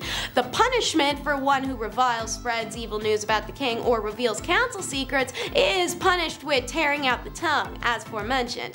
More severe crimes against the king and kingdom, however, invite more severe punishments. Death by setting fire to the hands and head is a punishment for one who covets the kingdom, forces entry into the king's harem, attacks the king's palace, aids his enemies, incites forced people or enemies, or causes a rebellion in a fortified city, countryside, or army. The man is restrained, his head and hands doused in sulfur or another flammable, and lit ablaze. Number 5, proof of identity, please. So there was like a range of different ways to become a slave. Abandoned young folks, which was high, were picked up off the streets. War captives, like I mentioned before, were very common, as well as criminals from various wrongdoings. Ethnic origin also played a big part, as slave dealers were required to provide proof of the ethnicity of their stock. Certain nationalities, such as Greek, were preferred as slaves and commonly used to tutor a family's offspring. This brought a great status symbol to any particular household who owned a Greek slave. Ancient Rome also got its slaves from, like I said before, prisoners of war, which was common considering they were a powerful military force who won many battles and wars during their expansion. Sailors also, captured and sold pirates if they met them out at sea, or, go on a trip, buy a slave, and then bring them back to the city to trade. Romans, like I said before, were very fond of their hierarchies, and I'll elaborate more now. So take for example that the majority of free Romans were banned from wearing the color purple, since it was associated with glory, power, and royalty. As such, the wearing of a purple toga was reserved for only the emperor and other very high-ranking Romans. And this was mostly because it was crazy expensive to produce purple dye. It was all sourced from Phoenicia, and to make enough dye for one toga, 10,000 mollusks had to be crushed. This meant that pound for pound, purple dye was worth roughly the same as gold. The Romans liked to be able to distinguish a person's class just by looking at them. So the ban on purple togas is a prime example of Roman sumptuary law. These are laws brought in that banned lower class Romans from showing off any wealth they may have. In the Roman class system, you stayed in your place and only the upper classes could flaunt their will. Punishment number 4 is torn apart. Another colonial classic. This style of death sentence is found everywhere from Rome to medieval Britain to Persia. For those unfamiliar with this punishment, you'd have your 4 limbs tied either between 2 horses, one holding both arm ropes and holding both leg ropes, or it'd be 1 horse for each of your limbs. At the count of 3, all horseback riders would take off in opposite directions and rip the person in the center apart. In ancient India, however, instead of using horses, they used oxen. For example, a law was in place that women caught killing their husbands or family members, killing others by poison, or committing arson are to be torn apart by oxen. Punishment number 3 is cooked alive. The sensation of being boiled alive was an absolutely horrific one, yet it was a punishment for things as meager as theft or lying. A large cauldron was filled with water, oil, tar, fat, or molten lead and left to boil. Putting a victim in the cauldron before the boiling was done was the worst way to exert this punishment, as it meant they would probably remain conscious, and then he'd notice his eyes burning, clothes fusing with his body, and skin blistering. The limbs and extremities were the first things to burn after that. After the person's outer layers began to cook, their organs began to cook as well, and their bodily fluids rose in temperature, so they were also boiling inside. All who went through this medieval death could only pray for a fast and merciful one, but boiling to death was unfortunately a very slow process. A quick death would only come, as said, if the liquid was already boiling when the victim is dunked in. If it wasn't and they wanted to speed up their own deaths, the victim could always duck their head underneath the liquid and just boil their own brain that way. But otherwise, it was long and horrific until the very end. While this should have been reserved for only the worst offenders, it soon became a go-to death sentence for foragers of all people. In India, it was said in the Garuda Puranam that the people who didn't offer food to orphans and contaminated food are boiled in oil after their death. In 1606, Guru Arjan of the Sikhs was boiled alive as a form of torment and subsequently died on the orders of the Mughal Emperor Jahangir. Number 2, You're kinda free. Yeah, slaves were sometimes set free by their owner, which was referred to as manumission. Roman owners freed their slaves in considerable numbers, some freed them outright, while others allowed them to buy their own freedom, earning the title of being called freedmen or freedwomen. The prospect of possible freedom through manumission encouraged most slaves to be obedient and hardworking. Formal manumission was performed by a magistrate and gave freedmen full Roman citizenship. However, the law gave any offspring born to freedmen after formal manumission full rights of citizenship, including the right to hold office. Although folks who went through manumission still, had the status of a freed slave and were technically considered Roman citizens but couldn't hold public office. Oh, and any property or wealth they accumulated reverted to their former owners when they died, so it's a bit of like a 50-50 situation. Punishment number 1 is immurement. However, it is more identifiable to the common person if I just call it being buried alive. Placing someone into a confined space and then sealing it up so they're forced to wait for their own death, whether it comes from dehydration, starvation, or even asphyxiation. Immurement also had been performed for aesthetic reasons in Hinduism, Jainism, and Buddhism, and examples can be found in plenty of written sources. The year is 1660 and the place is India. On the 6th of May, Shah Shuja, the second son of the Mughal emperor, boarded a ship and sailed from Dhaka to Arakan to find asylum from his brother, who was now his father's successor and wanted to kill him. Shah's plan was to stay in Arakan for a short period before sailing over to Mecca, then Persia. But he landed there just as the monsoon season hit, and it trapped the prince in Arakan for many months, and then for life. See, while stuck there, the king asked Shah if his eldest daughter would marry his son. For some reason, this really grilled Shah's onions, and he tried to overthrow the Arakan king in a coup, which then was found out. Although Shah managed to escape into the jungle, he was subsequently caught and put to death. The prince's family, however, were thrown into prison after their capture, although they were set free later. Moreover, the king married Shah's eldest daughter himself. He didn't even give her to his son, really just spit on dad's grave like that. It seems like the surviving family members of Shah, including that eldest daughter, plotted to seize power again and overthrow the king, having clearly learned nothing. Like the last time the conspiracy was leaked, and this time the king meant business. If his family was going to keep being a problem, he was just going to exterminate the entire thing. According to the 17th century French physician and traveler Francois Bernard, the men were decapitated with axes, whilst the women were closed confined in their apartments, left to die of hunger.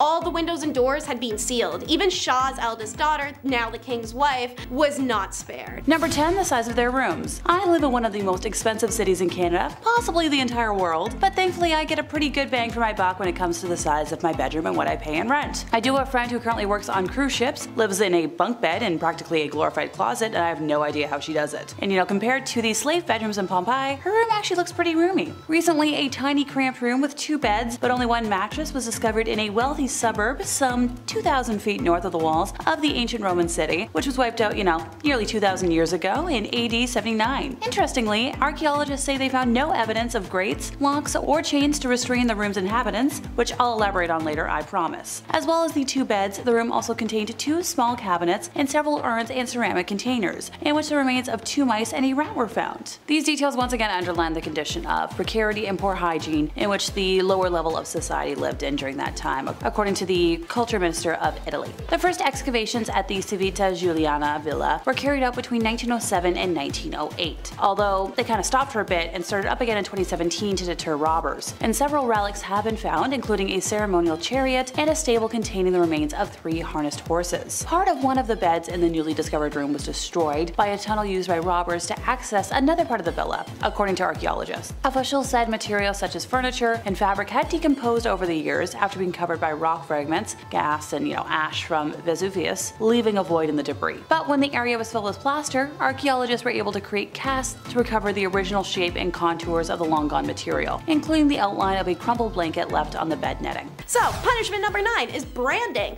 a global classic. Who in the ancient world wasn't branded B-words for doing stuff they didn't want them to do? Now, in Euro nations, it was usually women or servant workers getting marked up, but in India, it was also a punishment for things other than being caught with your pants down, literally. See, how how they like to do it was the culprit was branded with a hot iron smack dab in the center of their forehead with the words describing the offense. If you stole eggs, they will brand "stole eggs" on your face, which is equally hilarious and embarrassing. So I guess the shame part would really actually work there, especially because this branding punishment always came with a reduction of social class too. This method was commonly used in classical societies. In India it was practiced during the Mughal rule, and it since has been completely abolished. Which brings me to number 8. Gladiators were slaves. I feel like I've heard about this once before, but it didn't fully register until today. And I'm a gal who freaking loves the cutesy Disney animated version of Hercules. Gladiators were mostly slaves purchased for their strength by local businessmen. They were trained in troops and then hired out to fight in the games. Most were from the lowest ranks of Roman society, being despised as lowly slaves and in the same outcast bracket as ladies of the night and actors. As an actor myself, that statement didn't even sting to say. Oh, by the way, gladiator is a Latin word meaning swordsman. For hundreds of years during the Roman Republic and Roman Empire, the masses were very entertained by these sports. Gladiator games endured for almost 1,000 years, until the conversion of the Roman Empire to Christianity put a stop to it around the 4th century. The peak of gladiator culture though was between the 1st century BC and 2nd century AD. Many gladiators had single names like Princeps and Hilarius, indicating that they were slaves, but some gladiators were also freedmen. So for example, the gladiator Lucius Ratius Felix was probably a freedman, since Felix was a common slave name and his other 2 names were most likely adopted from his former master and added to his own name after he was freed. Some occasional gladiators were also just freeborn. Graffiti in Pompeii records the name of a gladiator called Marcus Attilius. This name is not that of a slave and does not indicate he was a freedman, so suggesting he signed up to the arena for profit. There was a chance for the slave gladiators to appease the masses to the point where they were granted their freedom, but it wasn't super common. Number 7. Naughty blondes. Excuse me, I'm about to call up my blonde friends to tell them this for a good laugh. So this rule has a lot to do with the Roman obsession with class and social standing. The vast majority of natively born Roman women were dark haired, so blonde hair at the time was associated with the Gauls and barbarians. Body service selling in ancient Roman society was 100% legal, and there were no social repercussions for men who used the services. Those who worked in the field, however, especially the lower class ones, tended to be looked down upon. To make sure that no good and honest Roman woman was mistaken for such a lady, a law was brought in that stated women in this field, many of whom were slaves and had no such choice anyways, had to dye their hair blonde. The thinking was this way they would appear more like the barbaric Gauls rather than the regal Roman ladies. And hey, the law worked for like a little while. Unfortunately for lawmakers, noble Roman women soon started to envy the sexy blonde look. They began either dyeing their hair themselves or demanding that the poor slaves shave their heads so that blonde wigs could be made, which is honestly a pattern that's repeated itself in fashion time and time again. Number 6. Doomed from birthplace. Most slaves were people captured in times of war. As the Roman Empire expanded, they often captured,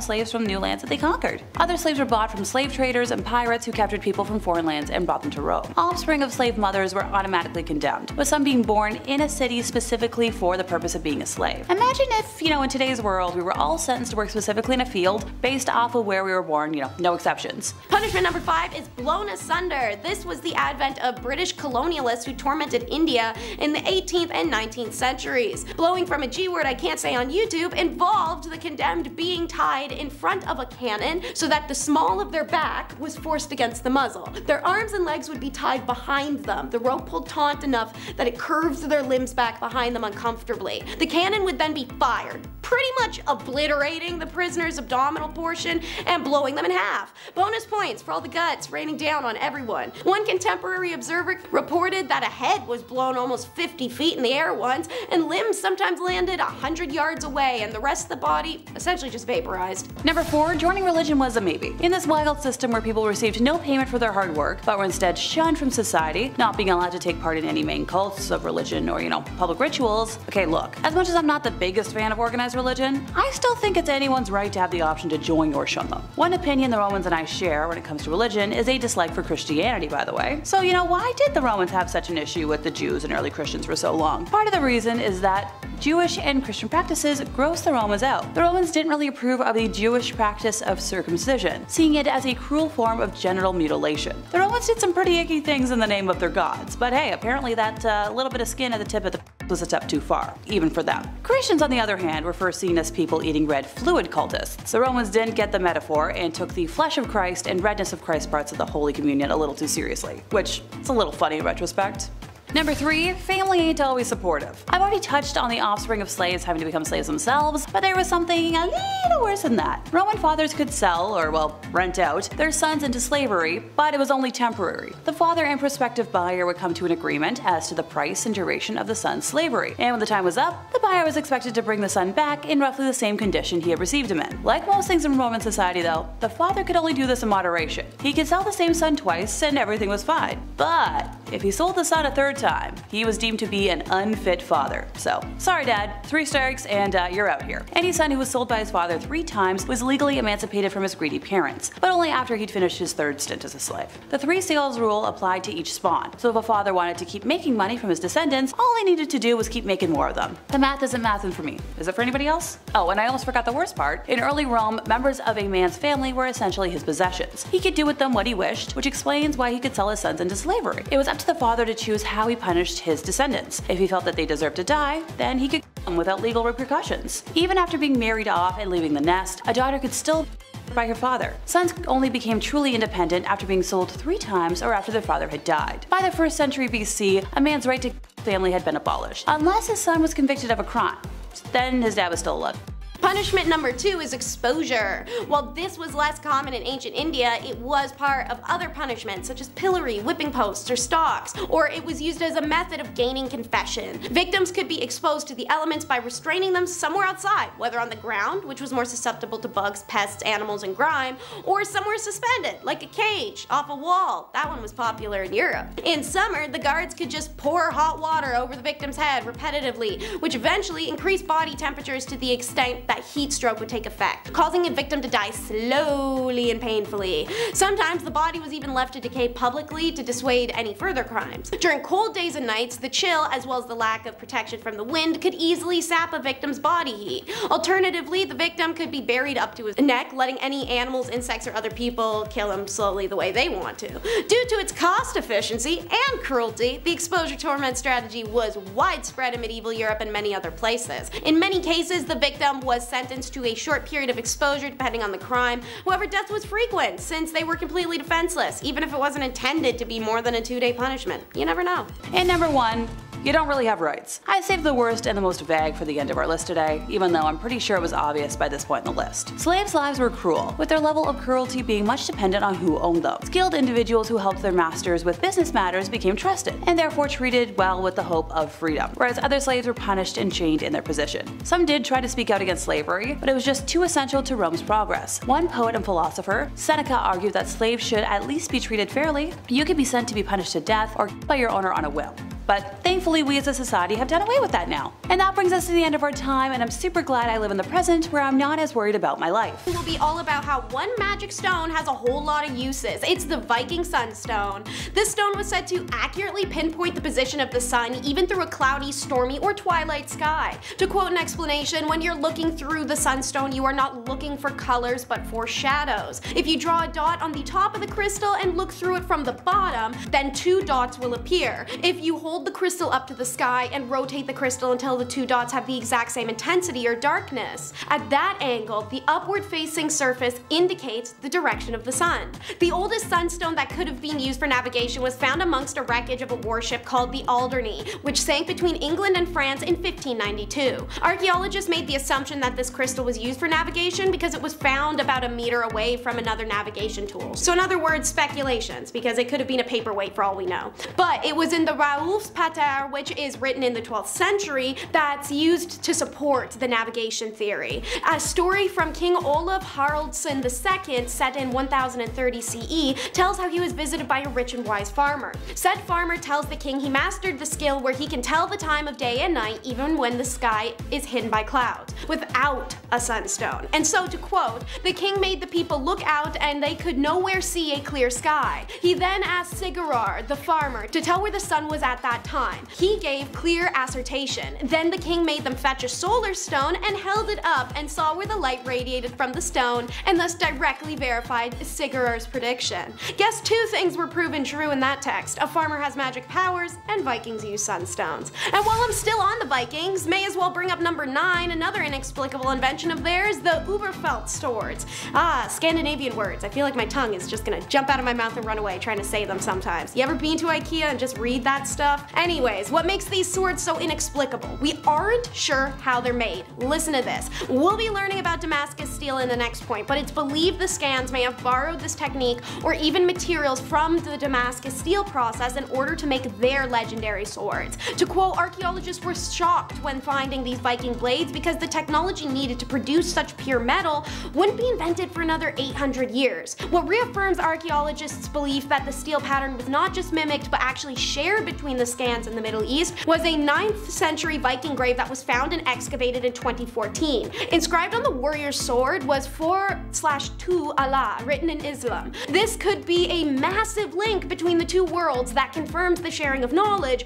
or at least a steel for steel trade. And as stated, Damascus steel is next on our countdown, coming in at number 8. Some of y'all may have heard of this one by now, especially if you're a regular viewer on our channel. If so, lots of love, and if not, join the fam by subscribing to the Hive. But anyways, what is Damascus steel? Well, it's a very special type of metal that was being produced out of raw material, wood steel, which was harvested in Asia. It was first used around 300 BCE, but the knowledge seems to have been inexplicably lost around the mid-18th century. The secret of making the Middle East Damascus steel has only re-emerged under modern-day scanning of electron microscopes. Turns out nanotechnology was heavily involved in Damascus steel production, as the materials were added to the steel's production to create chemical reactions at a quantum level, as explained by the archaeology expert K. Chris Hurst. Alongside Peter Pulfer, it stated that the metal developed a microstructure called carbide nanotubes, extremely hard tubes of carbon that are expressed on the surface and create the blade's hardness, Hurst explained. Materials added during the production of Damascus steel include cassia bark, milkweed, vanadium, chromium, manganese, cobalt, nickel, and some rare element traces which are presumably coming from mines in India.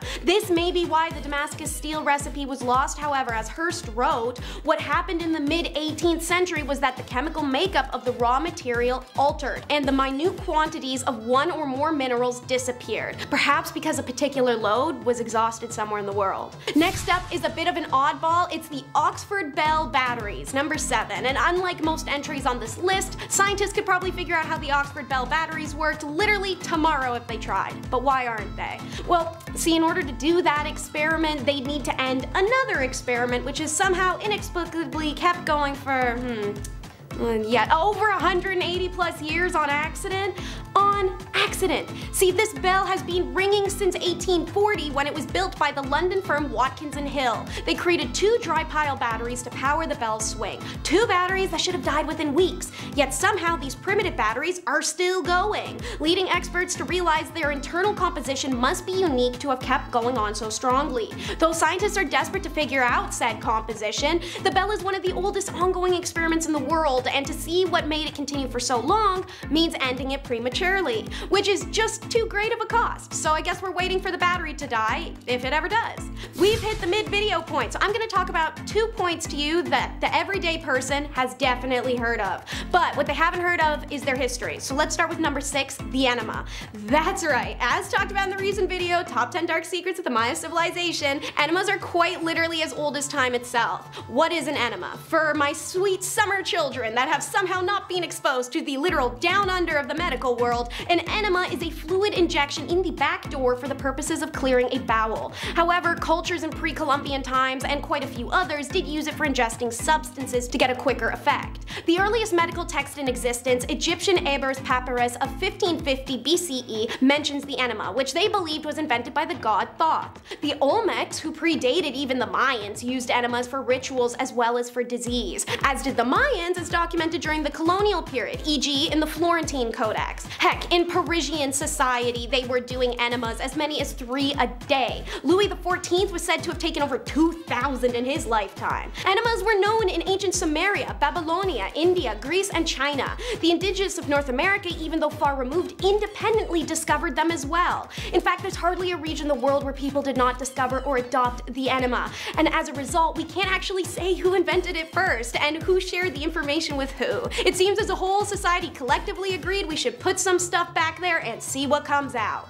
On to number 5, which is a literal man-made mask, as in a mask made of a human skull. Party on. Honestly, I don't want this to become misconstrued, as is so often with ancient indigenous cultures who are quickly dubbed violent but not given the same leeway as other religions to explain their actions, such as ritual sacrifice or tampering with bones. So, some important context for you, my people, is that the Mexica believed when someone died, their life force departed from mortal remains. Pretty common dog. That tends to be the consensus around the world today. But that means a human body becomes just that in its most literal form. It's a body. It's simply nothingness, love, connection, attraction. It all came from the being, not the body. So when the being leaves, you should let go of the body. This is why using human bones in art was no more absurd to them than the Victorian English making bouquets out of the braids of dead human hair. In fact, the use of that art in ritual, if anything, was giving that nothingness a chance to be something. And that's actually really beautiful. And I mean that in a literal sense. It could actually be beautiful because complete skulls got covered in turquoise and other materials, such as these ones. The first of which is the most famous and thought to represent the god Tezcatlipoca, otherwise known as the smoking mirror, one of the 4 powerful creator deities. The man-made mask, however, as seen with a large flint knife sticking out of its nose region, is a prevalent example of encrusted masks, where features are instead broken out to make place for other decorations, such as giant face knives. On to number 4, the stone eagle. I swear every time I thought I found something that stole the show on this list, something else beat it.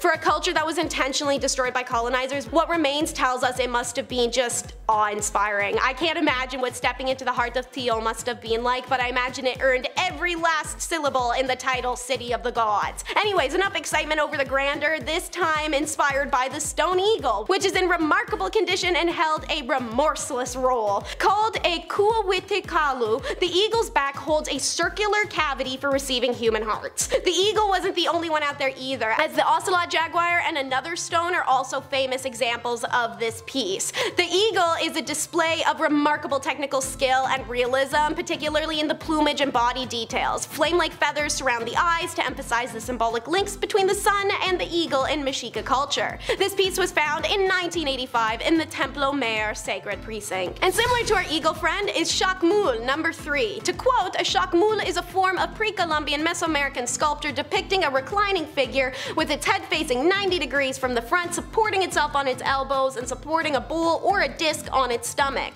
The Xacmul served either as a sacrificial stone or as a throne, depending on the design. Oftentimes they bore water imagery and were associated with Tlaloc, the rain god. This Xacmul is from the Templo Mayor archaeological site in Mexico City, but they first started popping up in the Valley of Mexico in the northern Yucatan Peninsula in the 9th century. The hole in the belly was where the hearts of the sacrifice victims were placed, and if there was no hole, then that's where the butt of their leader would place itself. Call it range. These last ones on our countdown are 2 pretty wild sculptures. Next up is Muklantukalit at number 2. During excavations of the House of Eagles at the northern end of the Great Temple of Teotihuacan in Mexico City, archaeologists uncovered these 2 life-size clay statues, otherwise known as the Mexica god of death who ruled over the Mictlan, the land of the dead that they believed was only a few miles under our feet and accessible through water like oceans and cenoids. And by God, I shouldn't have to explain to you why what you're seeing is literally terrifying. We have the god on his own 2 feet, yet stooped over so his liver is hanging out, made visible by the fact his skin is flayed off. Then his hands are claws and his eyes are large circular orbs that seem to burn holes right through you while seeing nothing at the same time. Experts believe that the worship of this god was linked to ritual man-eating, but nothing's confirmed. And last but never the least, I don't want any vengeful gods coming after me after all, is Zipitotec, number 1, the flayed skin god. Zipitotec is represented wearing flayed human skin, usually with the skin of the hands falling loose from his wrists and the feet just above his shins, as seen in this sculpture. Zooming in, you can see the remarkable detail that went into representing the fact he's wearing a flayed skin suit. The wrinkles along the cheeks, the hollowed circles around the eyes, even the impression of ears beneath visible ears. At the annual festival of Zipitotec, volunteers or captives are sacrificed, and they would be tied up on frames and shot at with arrows because their blood dripping was believed to symbolize fertile spring rain. And priests then wore the flayed skin of the victims with the fresh blood still dripping. The skin that they flayed off would be dyed yellow and called golden clothes. A hymn was sung in honor of Zipitotec, calling him their night drinker because the most beneficial rains fell during the night, and it thanked him for bringing the feathered serpent who was the symbol of plenty and for averting drought. We are gonna start with the unbelievably beautiful Xihuatecuautli mask. This beautiful turquoise mask of Xihuatecoatl, otherwise known as the god of fire. His name is a derivative of the Natal word for turquoise, which also means year, seeing as time was also what he represented and turquoise was a stone. They kind of nailed the game on this one. He was the first Aztec lord of the night and the first lords of the day. So let's talk about the masks themselves. The selection of spiny oysters and black lip pearl oysters by the Mexica craftsmen wasn't due to their working properties as raw materials, but by their symbolic value and their color or iridescence. The same can be said for the active use of whiteness, aka the conch shell, juxtaposed against the varied blues and greens of turquoise and malachite. In Mesoamerican cultures, the conch is routinely depicted in association with the gods and events from their watery underworld. The toughness of the conch allowed for the craftsmen to fashion discs with a central hole, which was used as the firm surrounds for the sockets containing the pyrite eyes. The festivals of this god coincide with the two extremes in climate, the heat of August and the cold of January. But it's once every 52 years as the Mexica calendar resets, the priests of this god would ascend Mount Cuchicatl and don these masks before cutting the heart out of a sacrificial victim and kindling a fire in the empty chest cavity. If the fire lit successfully, then all was well and the fire was taken to relight all of the city's fires. If the flame had not lit successfully, then it was believed to signal the coming of terrible monsters who would roam the darkness, eating all of mankind. On to number 9, which is the Crouching Eagle Blade. This is a Mexica knife, one that was used for ritual sacrifices. The piece you see ended countless lives, some of which volunteered for an honor, some of which died a terrified captive.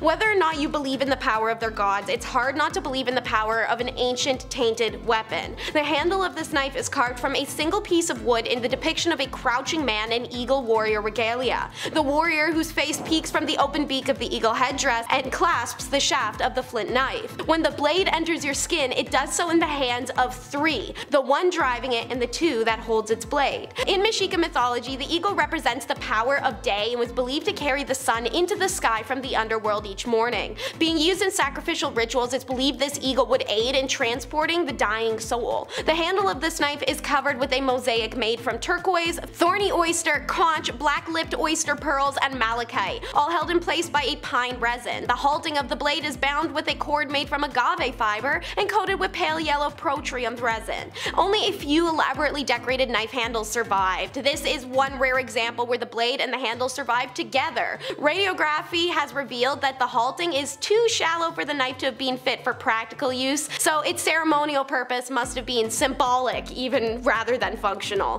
Thanks to the advent of 3D printers, we can now recreate the death whistle, which is number 8. When odd skull-shaped items were found by archaeologists in 2000 at the temple of the Mexica wind god in Mexico, they had no idea what they were, just that they were laid in the hands of a sacrifice victim. Instead of leaving them alone, which you should do if you aren't going to do anything with them and they're physically in the hands of a long dead person, they get cataloged and boxed up to be forgotten about for a decade or so. However, years later, experts discovered death whistles, which recreate the sound of what can only be described as the howling of pure human agony and death. Need some proof? Listen for yourself.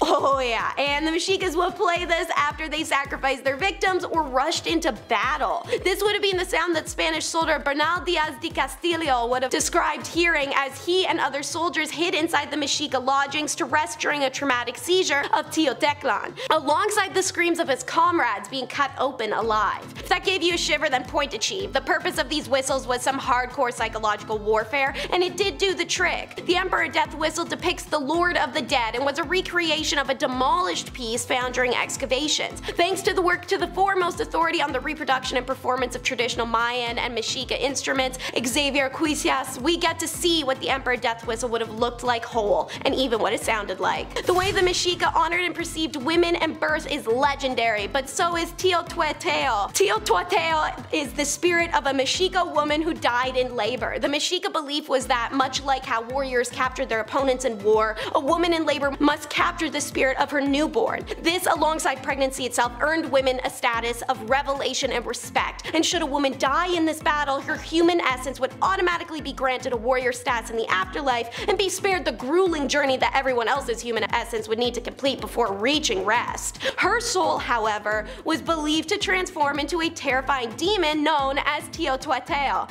aka the Divine Woman. It was believed that the demon resided in a region in the west known as the Place of Women and escorted the sun through the underworld to its rise each morning. The demons were only able to descend to the earth on 5 specific days in the Mexica calendar, when they would be able to haunt crossroads in hope of snatching up souls. Statues found of this demon woman depict a fearsome figure with clenched claw-like fists, seated in a plain skirt with a simple knotted belt. Her skull-like face has skull-esque circular eyes, a large open mouth, and exposed teeth and gums. The face will be framed by a mass of unkempt hair carved in swirls and twists. Leaning forward on clawed feet, her fearsome talons are raised to the sides of her chest as if to prepare to seize some unseen prey. Number 6 is definitely the world's coolest lip piercing. That's right, this golden glory is a labret piercing, which is ironically one of the few I do not have on my face but normally sits right here. This wasn't even a normal labret, this was actually a stretcher plug, meaning how you can stretch earlobes. This labret piercing was stretched to hold a plug piece. To give you an idea, this is what a labret plug looks like on a modern day hipster. Obviously they've come a long way now to be associated with modern punk rock and hipster aesthetics, but originally they were donned by warriors and leaders. The stretching of the labret space was considered honorable and an act to commemorate the coming of age or political power.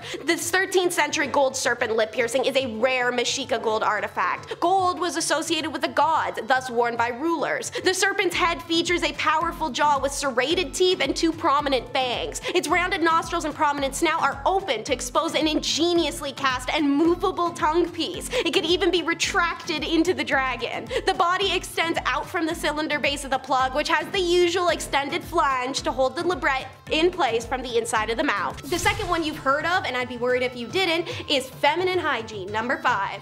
People of the world had to find a solution for that once-a-month nightmare, and historically the creation of menstruation products has been dependent on geographical location, cultural attitudes towards menstruation, and available materials. Some examples are in the 5th century BC, a Greek physician and father of Western medicine, Hippocrates, wrote that in Greece they used wool wrapped around wooden splints as tampons.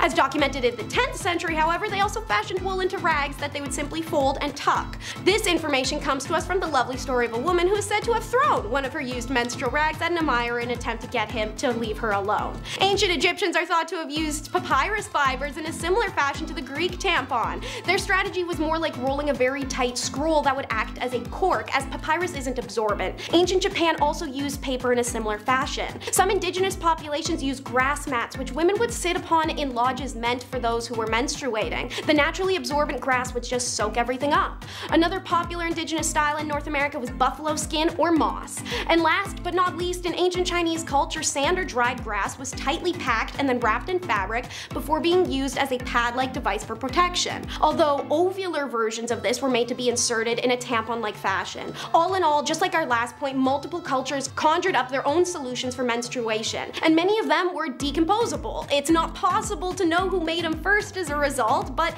it's quite obvious everyone had their own answers. Next up is an invention that Mythbusters couldn't even figure out. It's the heat ray. Number 4. Greek mathematician Archimedes is one day sat down and dreamed big, and what he developed from that was the heat ray weapon that defied, as mentioned, even the skills of Discovery Channel's Mythbusters to replicate in 2004. This weapon is quite simple. To quote, it's quite literally ranks of polished bronze shields reflecting the sun rays at enemy ships. The ships were moored within the bow and arrow range, and according to legend, the Roman ships burned by the collective condensed sunlight shining from these mirrors. Ship after ship in the Roman fleet caught fire and sank into the Mediterranean. Although Mythbusters failed to reproduce this ancient weapon and declared it a myth, MIT students succeeded 1 year after the MB experiment in 2005. They actually managed to combust a boat in San Francisco Harbor. Sadly, the heat ray, if it did exist in the olden times, did not save Archimedes. The Roman soldiers eventually breached Syracuse's walls, and despite orders from Claudius Marcellus that Archimedes not be harmed, one of the invaders killed him during the sack of the city. And the seismoscope is next up for number 3, and it's the first earthquake detecting tool in history. Yet you wouldn't guess it by looking at this ornate golden dragon festooned toad surrounded vessel from around 130 532 AD. The basic premise was as follows. When the Earth, quakes, one of the dragons, each representing principal directions of the compass, would spit out a bronze ball into the toad's mouth, indicating the direction of the quake. The instrument was said to have detected a 400-mile distance earthquake, which was not felt at the location of the device. But to this day, no one actually knows what's inside the artifact or how it works. If we want to find out, we'd have to quite literally break the thing, similar to the Oxford bells. Some say it could have been a simple pendulum-based system, but the exact science remains a mystery. Number 2 is the iconic Roman concrete. Why is it iconic? Stamina, baby! You can't even breathe near modern-day pieces of cement without blowing a damn pothole in the thing, yet the Colosseum still stands after what's essentially, in my tiny brain, a bajillion years. Why is that? Ash. Not as in it was like ashy, slap some lotion on it, but like actual volcanic ash. Researchers have worked in recent years to uncover the secret of this ancient concrete's longevity, and the secret was in front of their faces the whole time. An article published in 2013 by the University of California Berkeley News Center announced that the university researchers described for the first time how the extraordinary stable compound calcium aluminum silicate hydrate, abbreviated to just CASH, binds the material. The process of making it would create a lower carbon dioxide emission than the process of making modern concrete. Some disadvantages of its use, however, is that it takes longer to dry, and although it lasts longer, it is weaker. Did the Romans add ash intentionally, recognizing, even without all the big sciencey words for it, that it added to the longevity? That's the next thing for scientists to crack. And now, last but never least, is number 1, the flexible glass.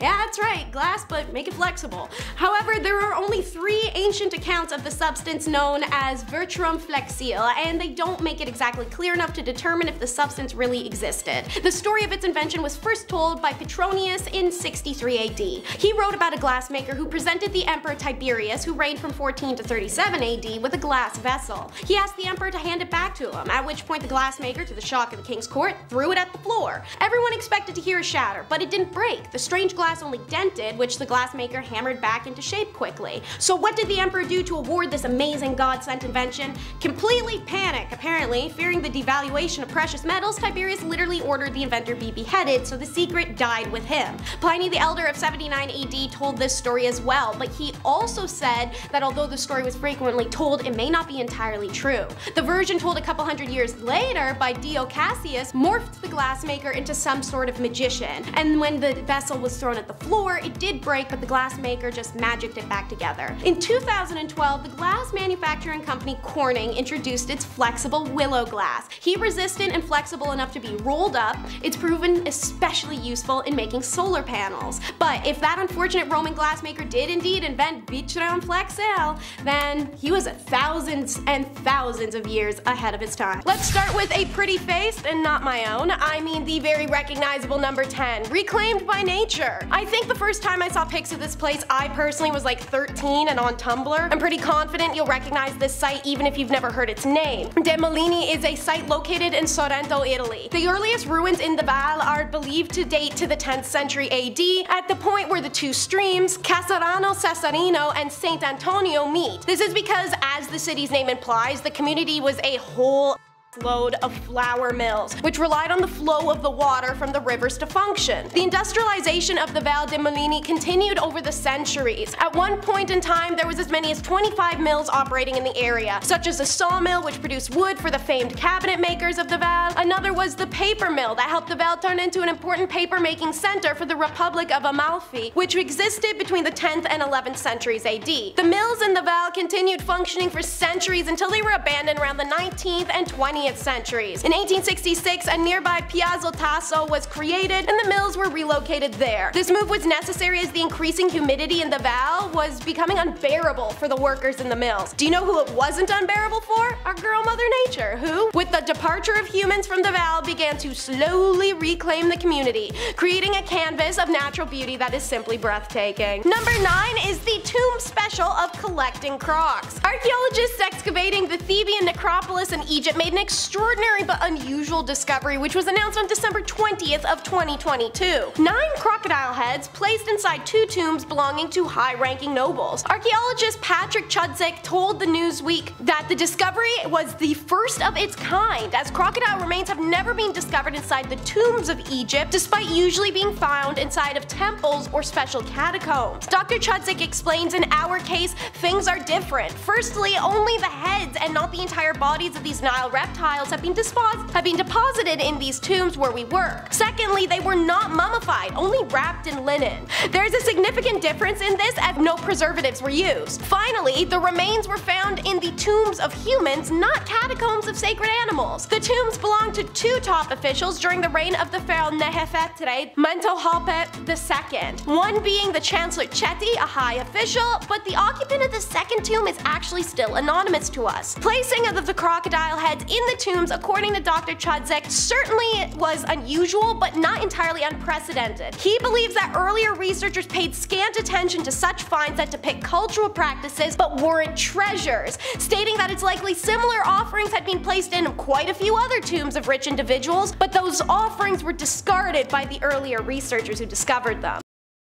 For number 8, we will take a trip to the sacred place. Argentina, a country usually thought of for its aesthetics and beauty, is actually a fruit basket of archaeological sites. In fact, some of the most important pre-Columbian ruins, such as the Quilmes site, are found in Argentina. In this arid and stony landscape, the Quilmes people, who belong to the Diaguita culture, created a sophisticated community. Like many of the pre-Columbian collectives, they were incredibly smart and very advanced. They also had the stable, intricate irrigation system that allowed them to be self-sufficient in a harsh environment. The city was constructed around 700 AD and achieved its zenith in the 9th century, covering not only large areas of flatlands, but also the mountains, the builders erecting stone platforms at varying levels with spacious buildings. But we don't actually know what they named it, thus why we call it the Quilmes site. The group is long extinct. Their settlement was rich in minerals and it brought them endless troubles. First with the Incas, who they managed to beat back in 1480, but then came the Spanish, who failed 3 attempts to quash this settlement. Eventually, the Spanish didn't have to keep trying. The usual token habit of not bathing and carrying more disease than a feral dog was effective enough, as it spread to the Quilmes and decimated their populace enough that finally, in 1665, the Spanish managed to take their city. The 2,000 Quilmes that survived were sent to a res in Buenos Aires, and while on the reservation, the Quilmes people suffered until they eventually died out and were declared extinct in the early 19th century. We're looking at ruins with secrets, so how about for number 7, we do secrets becoming ruined. In southern Burkina Faso, West Africa, is the stone ruins of Loro Pene. Despite its incredible historical significance and being named a World Heritage Site in 2009, the ruins have received very little attention. As a result, not much is known about the sites, and the ruins are a serious risk. Loro Pene's ruins are part of a much larger collective dubbed the Lobi Ruins, which is a cultural landscape covering 193 by 97 kilometers. About 100 stone enclosures have been identified, most of which are excellently preserved. Carbon dating suggests that Loro Pene was occupied as early as the 11th century, either by the Loran or the Kulango people, who controlled the mining of gold in the region. The settlement reached its zenith between the 14th and 17th centuries. As a consequence of the development of shipping routes, the Trans-Sahara trade began to dwindle, and the settlements along these trade routes, including Loro Pene, went into decline. By the early 19th century, it was abandoned for good. Archaeological work carried out at the site in the future would provide immensely valuable information about the settlement's history, the sub-Sahara trade, and the people who lived here. Unfortunately, Burkina Faso does not have the financial ability to protect nor excavate the site, making it dependent on foreign interests. The site is also extremely exposed and is threatened by natural exposure as well as human tampering. For instance, tropical rains and rough winds are causing erosion, weakening the structures of the walls, while the activities of burrowing animals are weakening their foundations. Up next at number 6 is the Celestial Teepee. The Gobelki Teepee is an archaeological site believed to be the oldest known Mesolithic temple complex. It can be found in southeast Anatolia region of Turkey. It was misidentified as being grave markers for a Neolithic period, but once inspected closer, archaeologists realized there were 3 distinct layers consisting of different pillars and mounds. Consensus is that site was inhabited since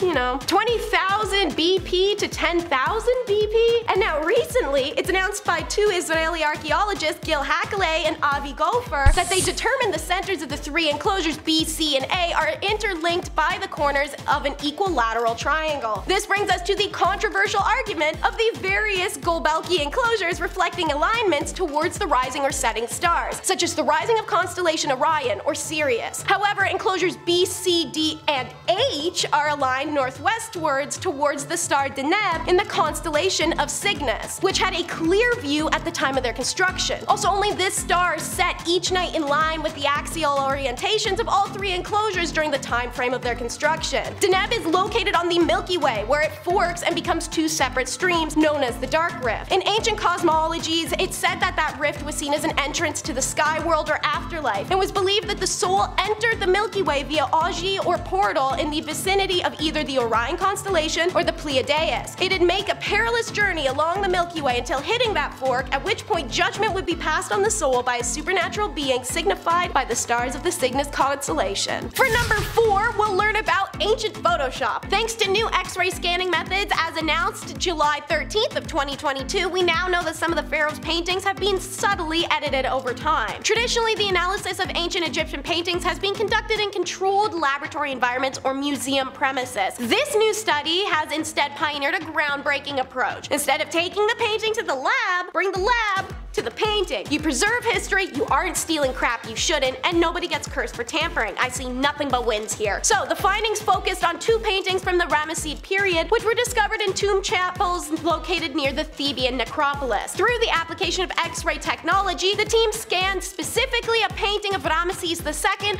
unveiling hidden details imperceivable to the naked eye. Previously, scholars speculated the painting depicted the pharaoh grieving the loss of his father. However, the latest scan of the portrait challenges the interpretation, as Ramesses can be seen beneath a cult canopy before the enthroned Ptah. Additionally, there's adjustments to the crown and other royal items in the portrait of Ramesses II, and he's currently depicted wearing a Wexek collar, which was not historically used during his reign. Underneath that new layer of paint is the original painting of a Shebu collar. These modifications likely reflect shifts in the symbolic significance of these elements over time. This finding suggests that ancient Egyptians continuously adapted their artistic expressions to convey evolving cultural and religious ideologies even when pharaohs had passed. Number 4 is a monument to megalomania. Let's meet the king who invented a new religion so he could be worshipped after his death, aka King Antiochus I of Commagene. Ruling from 70 BC to 36 BC, he claimed to descend from Alexander the Great on his mother's side and from the Persian king Darius the Great on his father's, thus combining the East and the West. As a result, it meant he had a special relationship with the gods, so he could just institute a royal cult, a Greek version of Zoroastrianism, and with the clear intention of being worshipped as a god after his death. So, the king commissioned a religious sanctuary on Mount Nemrut, which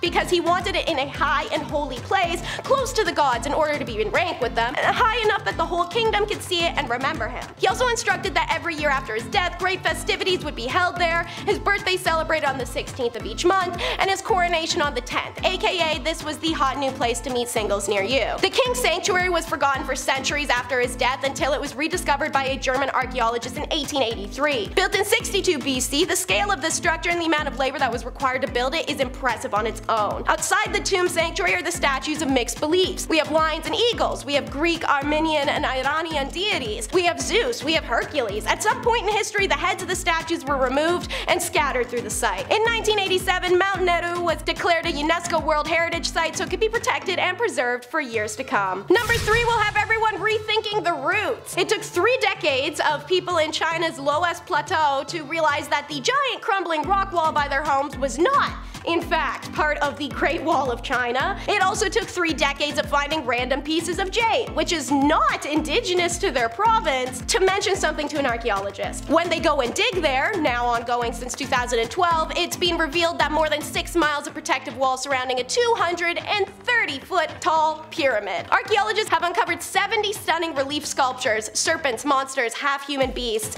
Inside the stone walls, the team found another unexpected innovation: wooden beams used as reinforcement, something that was believed to have started in the Han Dynasty, which would be 2,000 years later. Then came what was under the wall: loose skulls, no body. This was quickly determined to be a foundation ritual, and it is now the earliest example of human sacrifice in Chinese history. Even more astonishing is carbon dating determined that parts of Xiamao, which is the name given to the site since its original one is still unknown, date back 4,300 years. Guys, that's nearly 2,000 years before the oldest section of the Great Wall of China, and 500 years before Chinese civilization took root on Central Plain. You know what that means? This site has now rewritten Chinese civilization's history. Yet none of the ancient texts that have helped guide Chinese archaeologists mention an ancient city so far north of the cradle of Chinese civilization, much less one of this size, complexity, and intense interaction with outside cultures. Xiamao flourished in this seemingly remote region for nearly half a millennium, from 2300 to 1800 BC. Then suddenly and mysteriously, it was abandoned. So much about Xiamao remains cloaked in mystery, and archaeologists are still trying to understand how the economy functioned, how it interacted with other prehistoric cultures, and how it all came toppling down. On to number 2, which will be the Black City. Ghost time! Welcome to Karakoto, aka the Black City, an ancient settlement in western Inner Mongolia. Once a thriving city-state thanks to its primo location on the Silk Road, a devastating purge of the city and its inhabitants left it in ruins. Ghost stories kept locals away, and slowly, Kara became lost. Until the beginning of the 20th century, that is. Preserved from climate and protected from looters, excavations at Karakoto have uncovered thousands of manuscripts from the Tangut language, arguably one of the site's most impressive finds. As written by famed explorer Marco Polo, Karakoto is situated on the edge of the Gobi Desert, where they made a living supplying provisions to desert journeyers. It's often claimed that the city was established in 1032 by the Tanguts, an important ethnic group in southwestern China, because they were invited to settle in certain areas to be a literal human shield between the Chinese and the Tibetans. Karakoto was only captured in 1226, a year before the Tanguts surrendered to the Mongols, under whom it prospered until it came to an end not long after the fall of the Mongol Yuan dynasty, when in 1372 the Chinese sent an army to attack the Mongols at Karakoto. The defenders, civilians and Mongols alike, were mercilessly killed, leading to rumors in the present day that the city ruins are still haunted by ghosts. Until recently, many locals refused to approach the ruins of Karakoto for fear of these ancient beings. And last but never least is number 1,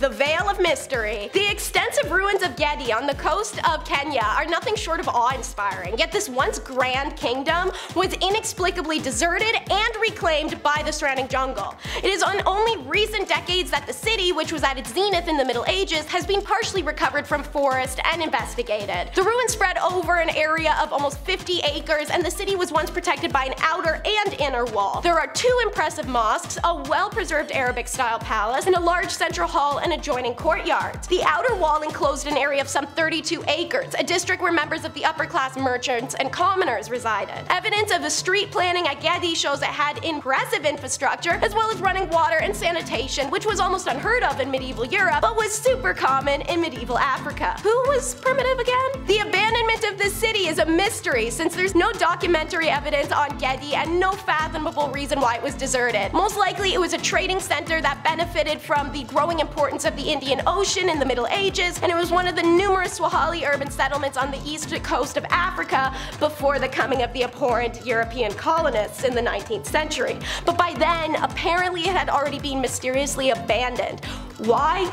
Who knows? Although local communities are well aware of the ruins before their quoted rediscovery in the 19th century, they believed it was haunted by supernatural beings known as J-words, because my ass is not getting cursed today, and tended to avoid the site, which helped preserve it for posterity. The site's now protected by the Kenyan government and regarded an important heritage site. We're gonna start with the latest and the greatest. Number 10 is the latest Saqqara discoveries. So on January 26th of 2023, after a year-long excavation of the notorious Saqqara necropolis, 2 ancient tombs that date back to the 5th and 6th dynasty of the Old Kingdom are unveiled to the public. Zahi Hawass, who isn't my favorite person to cite, gave a statement on one of the mummies found. Kanohe Dedefe was an inspector of officials, supervisor of nobles, and a priest in the pyramid complex of Unas. Mary had many titles, one of them being the Keeper of Secrets, which is a title you'll hear again later in this video. This would also be a great time to take a second and subscribe to The Hive if you're a fan of discoveries such as these. Also found was a stone sarcophagus with a mummified man named Fatek. But the most important of the dusty corpses found was a gold leaf-covered mummy. Hecashepis was found down a 15-meter burial shaft inside a large rectangular limestone sarcophagus. While other mummies have been found with this unusual coating choice, Hecashepis gets to take seniority. This mummy is the oldest complete mummy covered in gold, Hawass said in an interview, having led the excavation himself. The excavation team also found dozens of other valuable artifacts, including statues, some of which still have their original paint intact, as well as amulets, coins, earrings, rings, and tablets, all of which are currently being displayed at the Step Pyramid of Hauser in Saqqara. Now for the Grecian Gates of Hell, number 9. Thought this was gonna stay happy and ethereal? No! Right to death and destruction, baby. So,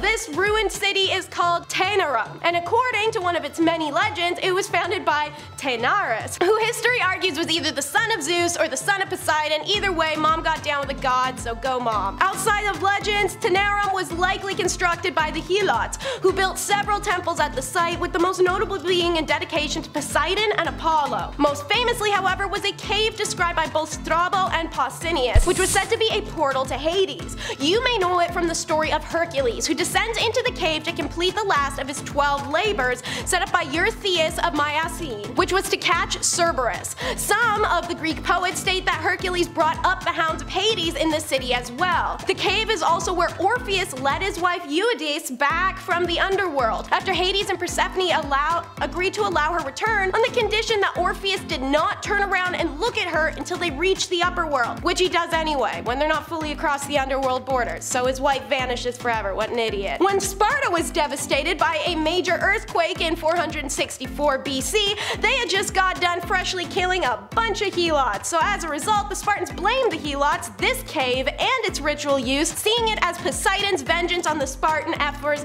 who had killed the Helots who had taken refuge at that sanctuary. Maybe don't kill a bunch of folks if you don't want an earthquake then. Number 8 is about the Ramessid Cemetery. So in April of 2023, the joint Dutch-Italian archaeological mission of the Saqqara archaeological site discovered the tomb of a person called Banhitia from the Ramessid period, the chief servant of the tomb of Aten. Alongside his tomb was the discovery of 4 small chapels, reinforcing the previous theories that suggest the reuse of the space between the tombs of the 18th dynasty in later eras and the constructions of tombs and chapels in that area during the Ramessid period of Egypt.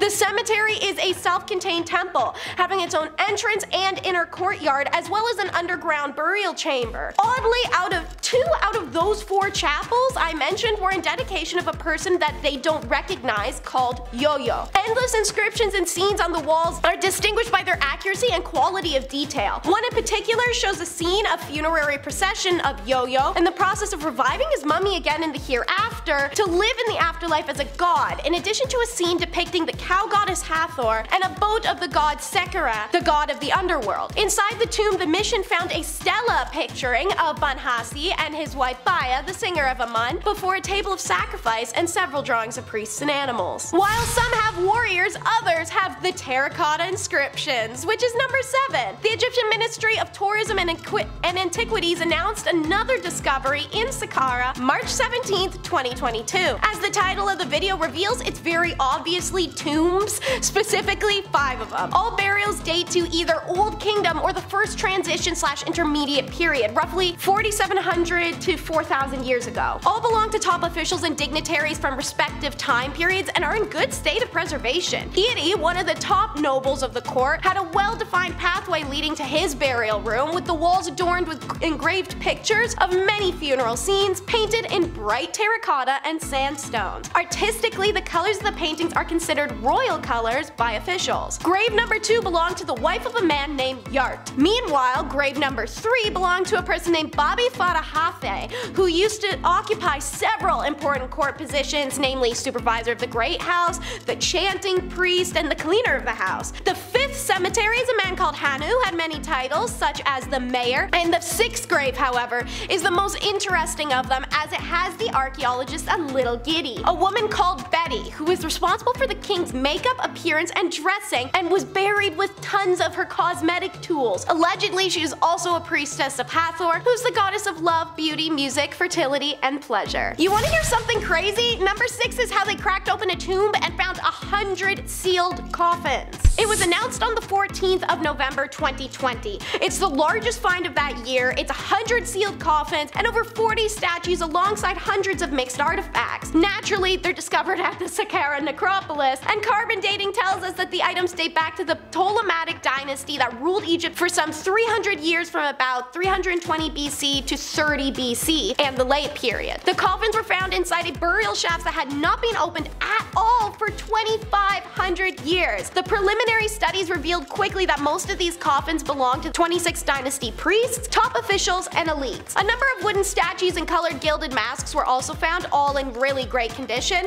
and 28 of the statuettes are Ptah Sokar, the main god of the Saqqara necropolis. But there's one very special and unusual statue in this tomb, a bronze statue of the god Nefertiti. The statue is inlaid with valuable precious stones. We're talking red agate, turquoise, jade, and lapis lazuli. It is 35 centimeters tall and has the name of its owner, Badia Muniz, engraved in its base like Andy in Toy Story. I mentioned telling y'all about another keeper of the secret, so that's exactly what number 5 will be. This impressive tomb complex belonged to Keres, a priest and official who was once the most powerful in Egypt, aside from the pharaoh, of course. It was found during an excavation of an unfinished pyramid that's adjacent to 2 extensive necropolises, but the identity of the builder or even the name of the unfinished site is still unknown. On a mission to gain that information, the Czech team were working on the site for only 2 weeks when they made their remarkable and unexpected discovery. The burial complex contains a tomb but also a series of other rooms, and one held a cult chapel which serves as a magnificent example of Old Kingdom architecture. In the tomb room, however, there's a limestone coffin and a statue of Keres, which has been somewhat miraculously preserved in its original location, according to the Czech Institute of Egyptology's report. It even still had some of its original paint. So,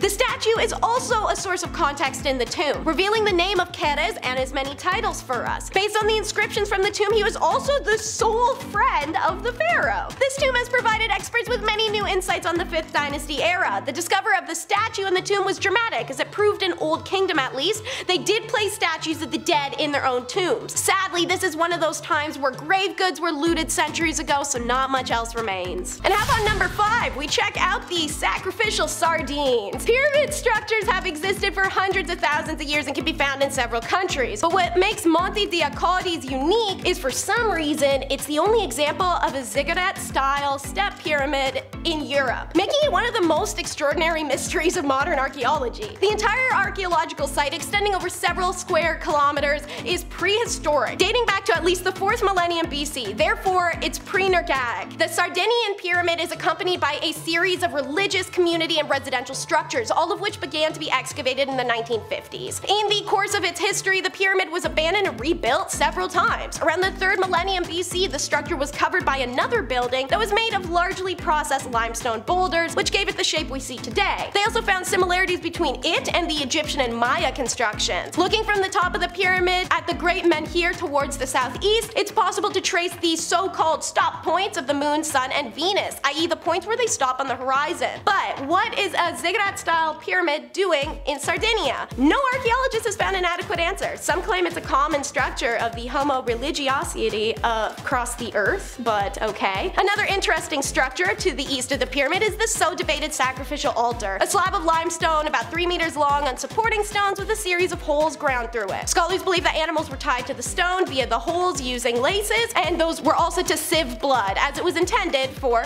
sacrificial offerings. This next tomb is a bit more recent and a bit more strange. Number 3 is Pet Cemetery. May 28th of 2023 marked the completion of the 6th excavation season in the Saqqara. They had announced their latest finding, 2 humans and an animal embalming workshop, as well as 2 tombs of notable officials and their wives, all conjoined together. According to the press release from the Egyptian Ministry of Tourism and Antiquities, the structures date back to the 30th Pharaonic dynasty to the Ptolemaic period around 2400 years ago. The newest discovered animal embalming workshop was constructed with mud and limestone floors. A number of the rooms and halls were found to contain a large number of pottery, linen, animal embroidery, and different animal burials. Researchers found one room stockpiled with bronze tools used specifically for animal mummification processes, and varying sizes of stone beds used to mummify the most sacred of animals. And then they found the similar room but for humans. So large stone beds ended in gutters years to facilitate the mummification process with the collection of clay pots nearby to hold entrails and organs, as well as a collection of instruments and ritual vessels. Analysis later determined that the chemical residues discovered in these tombs were a mixture of fragrant or antiseptic oils, tars, and resins, according to the ministry. When all of these paints and resins are brought together, including the damar tree resin and the elmi oil, the researchers figured out, quite unusually, that the raw materials were imported from Asia and other regions of Africa. How did we manage to find a queen we didn't know we lost, but we're still out searching for Nefertiti and Cleopatra? Irony of life. Number 2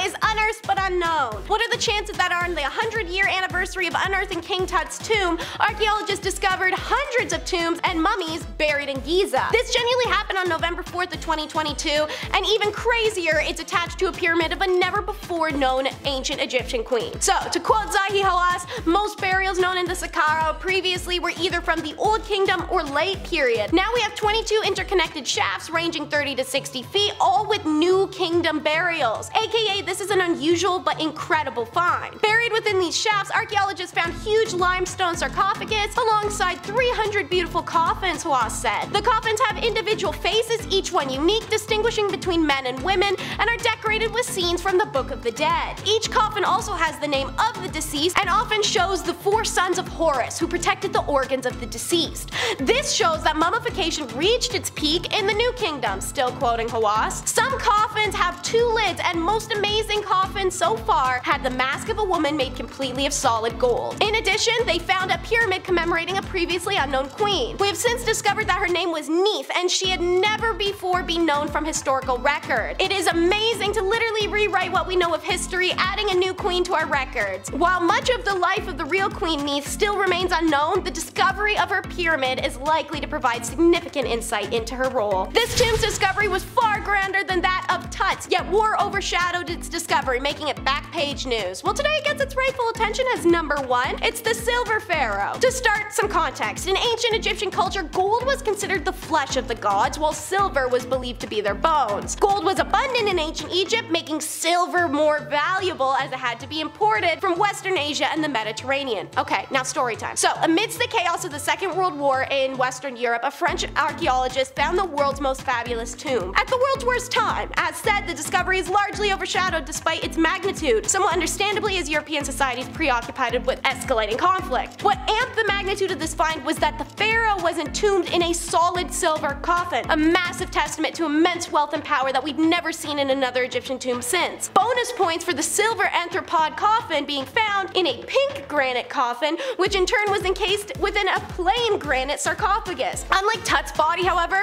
Montet only ever found a pile of bones, black dust, and funerary items like the gold mummy board and a spectacular gold mask that would have covered the pharaoh's face and given Tut a run for his mummy.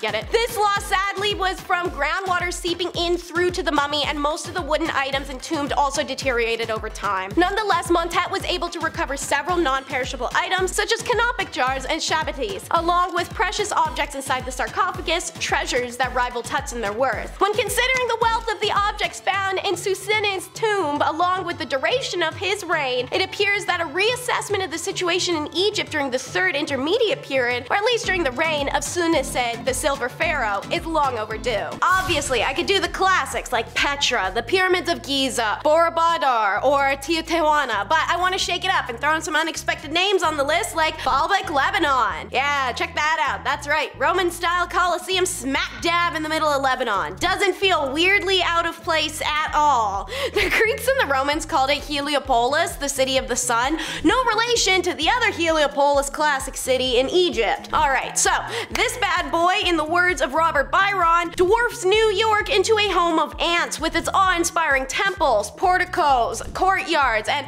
palatial stone stairways. One temple, that of Jupiter, catches the most attention because there was definitely some kind of previous temple built here before the Romans and the Greeks Jupitered it all up, likely by the Phoenicans, but the incredibly massive stones used for the foundation are baffling to archaeologists. The blocks are the largest man-made ever known to the world history and weigh anything from 800 to 1500 tons each, depending on whose calculated estimates you trust. Either way, it's heavy as hell. How and why these unnecessary, gigantic, and cumbersome blocks were cut and used is still unknown, and why this construction was so uniquely and equally mysterious. Most baffling of all is why there is no written written or even oral records why the Romans or the Phoenicians even built this singular site, unlike so many others. Number 9. Hair gel. Back in my day, in high school, I had to use Dippity-Doo Extra Hold hair gel. Yeah, I showed a scale on the side. I always got the 5 out of 6 hold. That was good. 6 was too much. Nobody ever did the full 6. That's crazy talk. But in ancient Egypt, we didn't have styling, spiking glue, and blasting free spray by DJ Pauly D. No, we have that today, unfortunately, but back then, a little different. Back then, ancient Egyptians loved styling their hair, but again, before DJ Pauly D was born,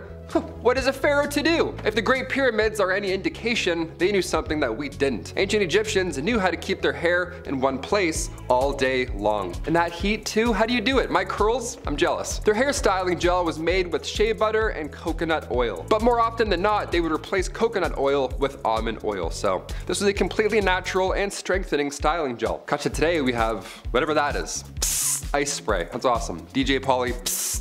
No. Never judge a book by its cover. Check out the hypnotic La Mezquita, aka the Great Mosque. At one time, the largest in the city and Al-Andalus, but now, nearly a millennium later, it stands as a historical site, religious site, and most of all, an incredible site. Look at this interior. The buildings on this site are complex as the rich history they are packing. So, from what historians and archaeologists determined, the first thing on the site was a temple for the Roman god Janus. The temple was then converted into a church by the invading Visigoths in 572.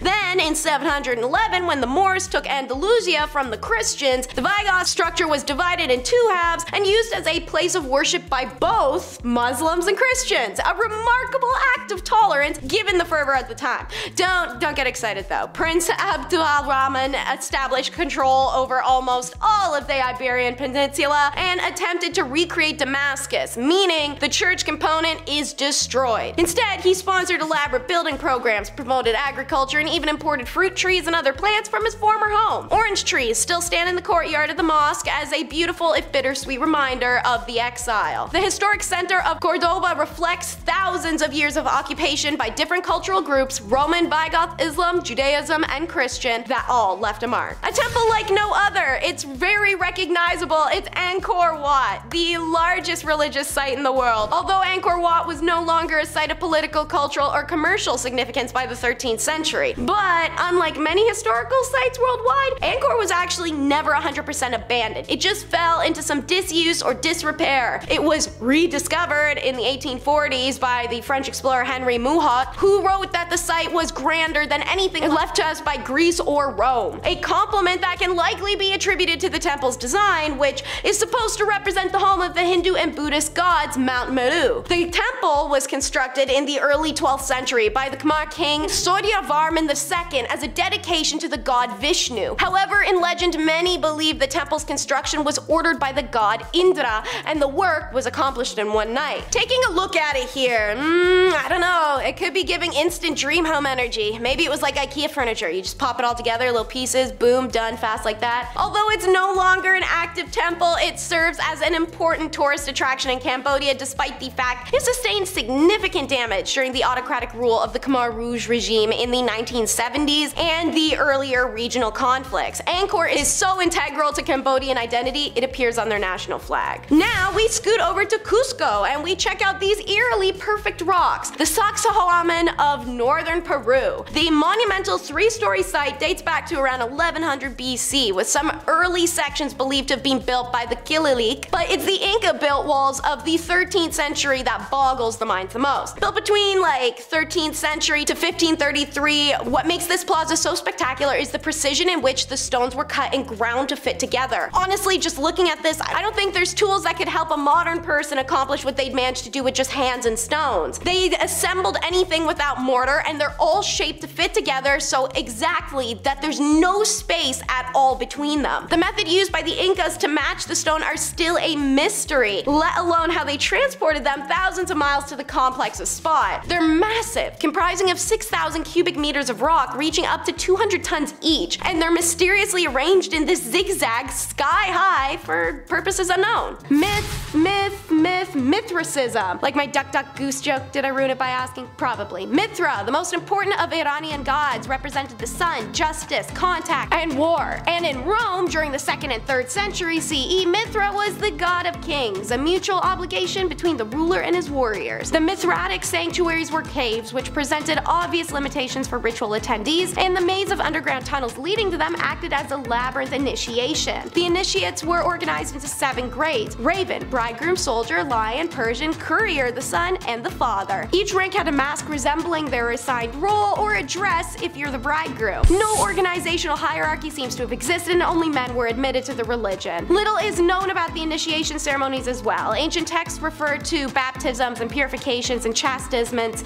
as well as some fetters and liberations. Simulated or potentially real deaths and resurrections were part of ceremony, and murals at Capua in Italy show that the initiatives were blindfolded, kneeling, and prostrated. Tertullian, the 2nd century North African theologian, describes the test of courage assigned to the bridegroom. Weapon in hand, he'd have to force his way to a wreath, then once he succeeded, an official offered him a crown with the wreath. The candidate had to decline, saying Mithra alone was his wreath, and I don't know, maybe that was a big deal or something. The world has had a great many things carved out of its stony peaks, but I'd say there is none more impressive than the Leshan giant Buddha of China. Okay, well, maybe the Bamiyan Buddhas of Afghanistan before they were dubbed false gods, and well, you know what happened to them. Hilariously, if you haven't heard, recently the twits who did that are so broke they're now selling tickets to go see the demolished rubble of where those Buddhas once stood.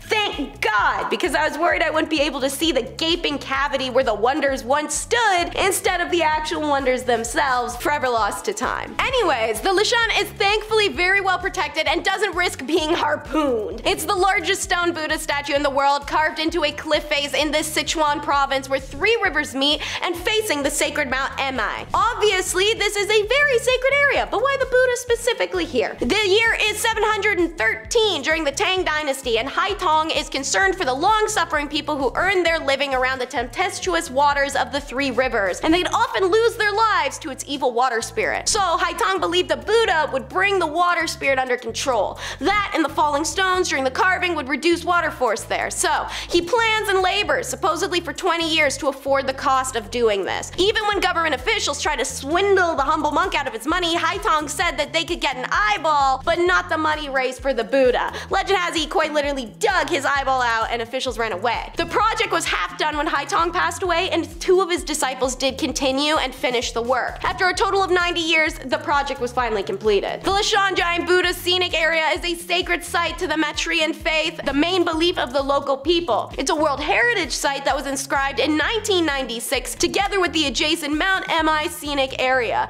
At the present, the maintenance work is under progress and under instruction of experts from UNESCO. Get ready for some ancient alien crap. This time it's Puma Punko Polivia, meaning the door of the puma, which is beyond metal. As far as archaeologists know, Puma Punko was a thriving ancient town originating somewhere around 500-600 CE, and its existence causes nothing but a headache and confusion for researchers. Puma Punko is displaying a level of craftsmanship that was largely unparalleled in pre-Columbian New World, and it's often considered the architectural peak of the Andean lithic technology. There are stone slabs that weigh 131 metric tons, somehow carried uphill and locked together, all Inca jigsaw style. In fact, better than the Incas, because they themselves thought this was the work of gods. Tiwanaku skills not only continue to baffle the modern researchers, but the Incas, who had emulated their mortarless jigsaw puzzle style of engineering, though they couldn't match the Tiwanaku's advanced skills when it came to mass production. Tiwanaku culture as a whole ended up being significant in Inca traditions. It's all smooth stone structures and precision-made cuts, clean right ankles, and expertly fitted joints. The megaliths are among the largest on Earth, and while many of the structures are still standing centuries after their inhabitants disappeared, most of the buildings are scattered and broken around the area, leaving researchers to wonder what could possibly have tossed everything around and broken impossibly heavy buildings. Until recently, there was no way of seeing what Puma Punko may have looked like during its peak. Owing to the work of the University of California's Berkeley researchers, though, Puma Punko's mapping has been brought to the ancient archaeological site into a 3D perspective, and hopefully it can help us solve what destroyed the city this way. Okay, next we have the colorful, world-renowned Meenakshi Sundar Sawer Temple of India. This castle is dedicated to the fish-eyed goddess and her loving consort, whom the temple is named after. It is 46 meters pure, chaotic, anarchic jumble of deities, demons, warriors, curvaceous maidens, pot-bellied dwarves, and sprites. In all such cartoonishly bright colors, it can't be called anything less than magnificent. Meenakshi Amman Temple is one of the oldest and most important temples in India. It's believed that the Lord Shiva assumed the position of Sundar Sarwar and married Parvati aka Meenakshi at the site where the temple is currently located. Meenakshi emerged out of a yanja as a gift from the Lord Shiva to answer the king's prayer for an heir. Yet a triple-D'd girl emerged from the sacred fire, not a son. So when the king and his wife expressed concern over the girl's, abnormal appearance, a divine voice ordered them not to fret over her looks. They also informed her that the girl's third biddy will disappear as soon as she meets her future husband. They'll be fine. Meenakshi went on to be a total badass woman and just trash everyone in her way, including like the Lord Indra, and she was on her way to capture Kailash, where the abode of Lord Shiva, as well. When Shiva appears before her, her third D finally disappears. She had met her better half. Instead of conquer ship, the two found love, and Shiva and Meenakshi returned to Madari, where they had their wedding on the place of what's now the temple. And now the last, but never the least, and quite certainly the beast, underground churches of Lalibela, Ethiopia. 11 churches, each carved out of a singular red stone. Oh yeah, these babies are top of the list for a reason. Some 645 kilometers from Addis Ababa, the monolithic churches are attributed to King Lalibela, who set out to construct what was deemed a new Jerusalem in the face of Christian pilgrimages to the Holy Land being halted by Muslim conquest. There's some dispute between historians about Ethiopians or Armenia being the first country to convert to Christianity, but the edge probably goes to Ethiopia and King Lali, which was then called Abyssinia. What really gets me is how they're all connected via underground tunnels, but also their positioning. The roofs of the churches are at ground level. They're all underground to make use of natural aquifers. Together, they form a pilgrimage site with particular spiritual and symbolic value, with the layout representing the holy city of Jerusalem. Seeing as Lalibela reigned from 1181 to 1221, but the churches he built are still in use today and attract about 100,000 visitors per year, many of whom make that pilgrimage on foot, one could argue that yeah, the king was successful in making a new Jerusalem. Even between prayer sessions, the churches are never empty. Elderly worshippers find it easier to stay nearby than negotiate the precarious paths. When UNESCO World Heritage Site program began in 1978, the rock-hewn churches of Lalibela were one of the inspirations to even start it, and one of the first 12 sites to be protected by the UN. We're gonna start with one as old as creation itself, the cult of Amun. So, the reason certain branches of ancient religious god worship can be considered cults, and others are just normal worship and ritual, is based upon the level of devotion and credit a deity is given. Think of a modern cult, where your leader dictates all your decisions and thinking. In ancient cults that worship gods, they did the same, but without that god presently physically there to dictate them, the cult followers simply had to look to doctrine and legends. Amun was, to begin with, the local deity of Thebes, and when it was in an unimportant town. But when a Theban family took the throne in the 11th century of Egypt, they catapulted their favorite deities into national prominence. Amun became seen as a creator, the reason for life. More of the temples were erected in his honor, and his devout worship began. As 18th dynasty progressed, Amun, who had become merged with the god Ra to become Amun-Ra, cults grew in wealth and power. Soon, the cult rivaled that of the pharaoh in power and prestige, and one of the important positions in the cult was the wife of Amun, usually the queen or the queen mother associated with the pharaoh. But there was also a high-rank oracle and priests who controlled them. This cult's rituals remain largely mysterious due to what we know of them, and due to the fact that Akhenaten's decision to declare Aten the only god in Egypt destroyed a bunch of the temples and statues of all the others. Now to Greece, where their ancient society is famous for many things, but most especially cults. Let's talk Magna Mater, properly called the cult of Cybele. It came to Greece around the 5th century BCE with the ancient Indo-European people known as Phrygians. The ancient Turkish goddess was one of fertility, was believed to reside on mountaintops where, accompanied by lions, she ruled over the natural world. Then came the Attis part. Apparently Attis was a mortal who had spurned Cybele's romantic advancement, so she punished him with insanity, causing him to cut off his own junk and die. Eventually, Cybele had a change of heart and petitioned Zeus to allow Atticus to be resurrected. So, what did every priest in this cult do? Well, March 24th was was known as the Day of Blood to the followers of Cybele. That is when some of her priests would make the saint cut off themselves and offer up their blood on her altars. With their love of virility, the Romans took a dim view of this decision for men. For the cult to flourish in Rome, a substitution had to be developed. For those who wanted to celebrate Cybele but remain intact, they could sacrifice a bull instead of bulls. The Terrabolium, a ritual bull slaughter that, according to one admittedly hostile late Roman account, involved initiatives positioning themselves below the bull and showering in its blood. Speaking of cults with branches, how about one wacky cult that led to another, but they have opposite beliefs? Part 1. Clists. So,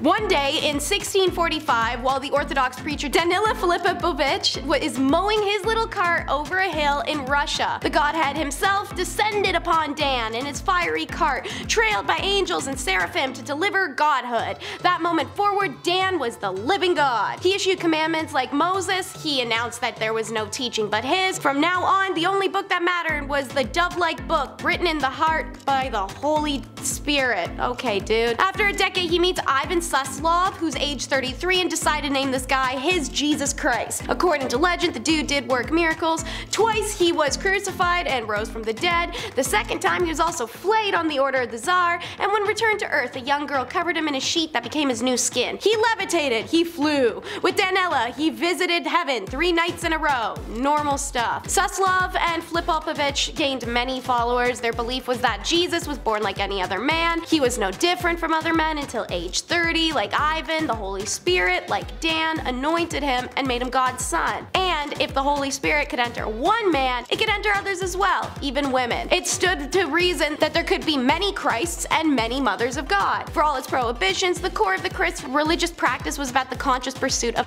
their little known rituals are that of religious self-degradation and punishment, but also of chasing pleasure, even if it's in the woods with a couple dozen muddy people. Fight sin with sin was the motto. The Clists offshoot came to the exact opposite conclusion. Part 2. The Scots. They made the suppression of at the absolute center of their belief. Like the Clists, the Scots practiced their faith in secret. Their symbol was the dove, their patron was St. George, and their instrument was the knife. They called the removal of down there the mounting of the white horse, or receiving the Great Seal. And apparently there were greater and lesser seals. To have your nipples and the boys removed meant you were becoming an angel. To remove the pecs or breasts entirely and your John itself made you an archangel. And by the way, before doing any of these removals, the Scots literally prepared for death potentially with a verbal farewell that sounds like the reading of the children's book Goodnight Moon. The Scots was founded by Kondraty Salivanov, who was raised in a Clist cult. A prophetess there told him that he was the true son of God, and he set out to preach pretty much the same stuff as the Clists, only with the bodily removal thing added. Eventually he had so many followers the authorities became alarmed. His disciples were exiled, he was imprisoned, and he claimed to be the deceased Tsar Peter III escaped from the grave. Peter's son Paul brings him out of jail, asks him, "Are you my dad?" Saliv replied that if Paul would take up his cause and cut a bunch of stuff off, Bob's your uncle and I'm your spiritual dad. Paul did not. Instead, Saliv is confined to an asylum multiple times. Well, that was horrible. Let's talk about some caterpillar worshipping weirdos. 7th century cult. The Nihon Shoki was compiled in 720 CE to account for the creation of the world and the myths surrounding the birth of the Japanese nation. And in the year 644 AC, they list a hot new cult on the horizon, deifying an insect. A shaman named Uwaba no O disguised himself as a religious priest and went around preaching to people to abandon their belongings and submit themselves to Tokyo no Kami, who would then grant the devotees with wealth and longevity. Poor become rich, elderly become young again. Tokyo no Kami? This guy! The larvae of the Asian swallowtails. It's a big caterpillar. They apparently like Japanese citrus and pepper trees. Persuaded by oracles, witches, and wizards, and other believers he'd collected,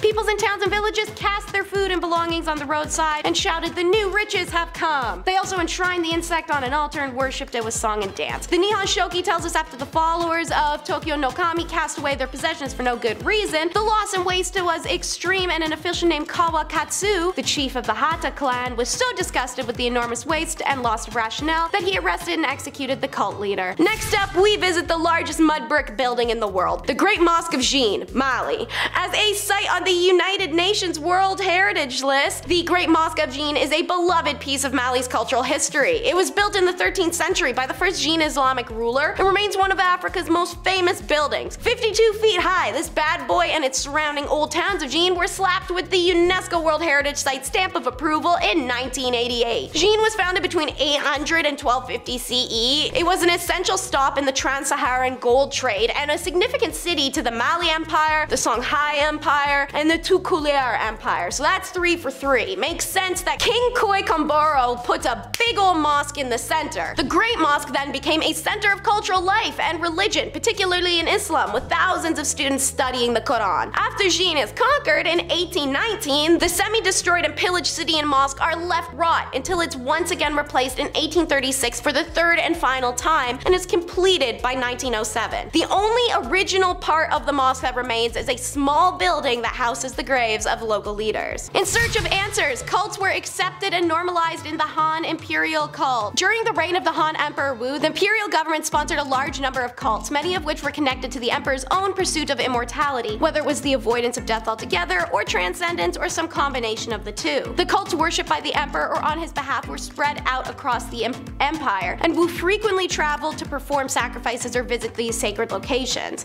The number of cults grew over the course of the Emperor Wu's reign, and there were frequent changes to sacrificial locations and sacrificial rites. The emperor believed that it was important for him to rule over a unified territory in order to perform the legendary sacrifices performed as the Yellow Thiach had done before him to become immortal. As such, the emperor took over control of territory containing important cult locations and the 5 sacred peaks. The emperor also attempted to access the powers of local spirits to somehow demonstrate his authority over them and of the land of his empire. Many cults that they had established were disbanded after the emperor's death. We have no information about the practice of these cults when the emperor was not involved, however. And now for a cult that quite literally had the Book of the Dead. Archaeologists discovered a temple in 2021 when they were excavating the Saqqara, an ancient Egyptian burial site. That's right, y'all, recent discoveries. The monument was erected in Queen Neret's honor. The structure was situated next to a pyramid of her husband, Pharaoh Teti, who had ruled Egypt from approximately 223 BC to 2291 BC. Near the pyramid, a team of Egyptian archaeologists found the series of burial shafts containing the remains of people who lived during the 18th and 19th dynasties. These burials were part of Teti worshipping cults that had formed after the pharaoh's death. The cult seems to have remained active for more than a millennia, with people wanting to be buried near the pharaoh's pyramid. So far, the team has uncovered more than 50 wooden coffins, as well as offerings and bizarre cult items. One of the most fascinating objects found in the burial shafts is the 13-foot-long papyrus that contained the chapter 17 of the Book of the Dead, a manuscript from ancient Egypt used to help guide the deceased through the afterlife. Other discoveries are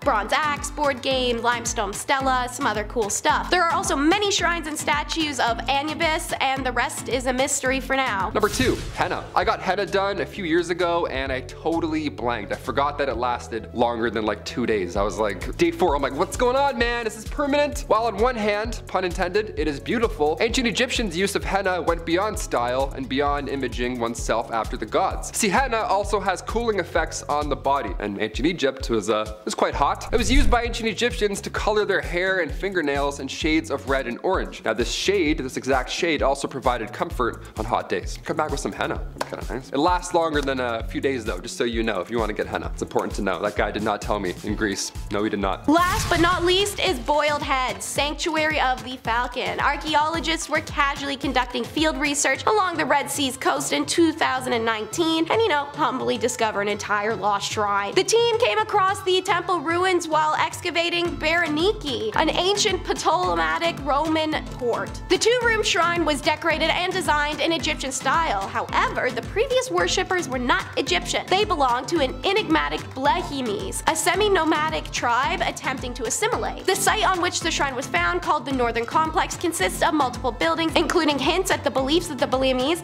including inscriptions of their kings. In the rear room, the archaeologists identified a podium on which a statue of their god would have been placed, and a broken stand of which offerings for the god would have been placed. Perhaps the most notable, however, were the 735 animal remains, fish, bird, mammals, and eggshell fragments, all sacrificed for the Egyptian moon god Khonshu, who they began to worship. In a fascinating twist, the temple content suggests the Blehimes had embraced Egypt's existence and their religion so well, they politely redeveloped their sacrifice practices to be more comfortable for the average Egyptian, sacrificing falcons by chopping heads off and boiling them instead of humans. However, this temple found has a strict no boil zone. See this sign? Yeah, when the inscription's translated, it says it is improper to boil a head in here. Kicking off our list at number 10, ancient Egyptian eyeliner. Whenever you see hieroglyphics or any art depicting the great pharaohs, they're usually rocking some impressive eyeliner. They look great, right? Like a 90s pop star, they look awesome. Ancient Egyptians were the OG eyeliner users. They made their own eyeliner from lead salts. And no, before you think about getting creative, do not try this at home. This wasn't an ideal process. See, for starters, these salts were quite high in lead concentration. So, in order to avoid that mess, ancient Egyptians first had to process and then filter that lead salt for up to 30 days in order to get the lead levels low enough to even be applied. So you had to plan accordingly. You're like, oh, I have a pharaoh date in 30 days? Perfect, we'll start now. It was a hazard if done incorrectly. Not only was this ancient beauty practice, well, beautiful to look at, but Egyptians also needed eyeliner to protect against sun damage, as well as fight off any infections. Yeah, we don't encourage rubbing lead on your eyes today. We have a few different methods on, how to look good. I think. None of them include lead, hopefully, ideally. Apartment buildings. We've been building and living in these bad boys since the literal dawn of time, and the national monument, Montezuma Castle in the USA, is proof. President Roosevelt declared this ancient 5-story apartment complex one of America's first national monuments, located inside Camp Verde, Arizona. Montezuma is a beast, straight up stone and mortar marvel of early architectural engineering. Experts have determined that the castle was built up progressively over 3 centuries between 1100 and 1350 AD and provided shelter for the Singua people during flood seasons. Contrary to the belief of the colonizers who discovered the structure and named it Montezuma after the Aztec aka Mexica emperor, who was born literally 40 years after it was already built and abandoned. It was one of those like, oh, all native people must be the same bigotry situations. In reality, the Singua were the people who inhabited this, and they were master traders, hunter-gatherers, spinners, and weavers, and they were also major worldwide traders. They bartered their items and foods for those from hundreds of miles away, and artifacts from foreign states found at the castle stand as proof. Montezuma Castle was a thriving commercial center and traded a variety of goods and ideas. Thus, it's confusing that no one knows why the Singua left the castle and its surrounding area, but by 1425 AD, everyone was gone. Number 8. Coffee scrub. I love coffee. I don't think I love coffee enough to do a coffee face scrub, but hey, never say never. I'll try anything once. Ancient Egyptians would use coffee scrub to reduce inflammation, improve blood circulation, and since it's a ground up material, it's gonna remove those dead skin cells at the same time. Next holiday season, grab your aunt some coffee scrub. Just tell her how it reduces puffiness, improves the skin's texture, all that good stuff. It'll give you that youthful pharaoh look that you've been going for, you know what I mean? Merry Christmas, here you go, coffee on your face. Using grounded coffee powder to exfoliate your skin sounds like a new idea. It's certainly a hot trend today. But before TikTok, ancient Egyptians already knew these benefits. Damn, I'm gonna get a coffee scrub. Maybe I'll do it. I don't know. After I'm done this cup, I'll just rub it on my face at my desk and see what everyone says. Number 7, dead sea salt. You'll never feel more alive than when you use dead sea salt. Here we go. Ancient Egyptians were ahead of the exfoliation game. Dare I say, they invented it. Not only were coffee scrubs a necessity, but salt from the Dead Sea was one of the most popular ancient Egyptian skincare products ever. We traveled far and wide for this one. Salt collected from the Dead Sea was used to exfoliate dead skin cells, and it was so well known at this point that rumor has it, Cleopatra herself would travel all the way to the Dead Sea from Egypt just to take a bath. Yeah, let's be honest, after this point, we'd all love a rejuvenating Dead Sea float. That sounds way better than what I've got at home. Well, bathtub, I can't even fit in this thing. Dead Sea sounds way better. I once left a house party early to go have a bath. Swear to God. York University. Dipped at like 10 o'clock. I was like, I'm cold. I'm not doing this. 40-minute walk. Worth it. Leave your friends for a bath. Do it. Number 6.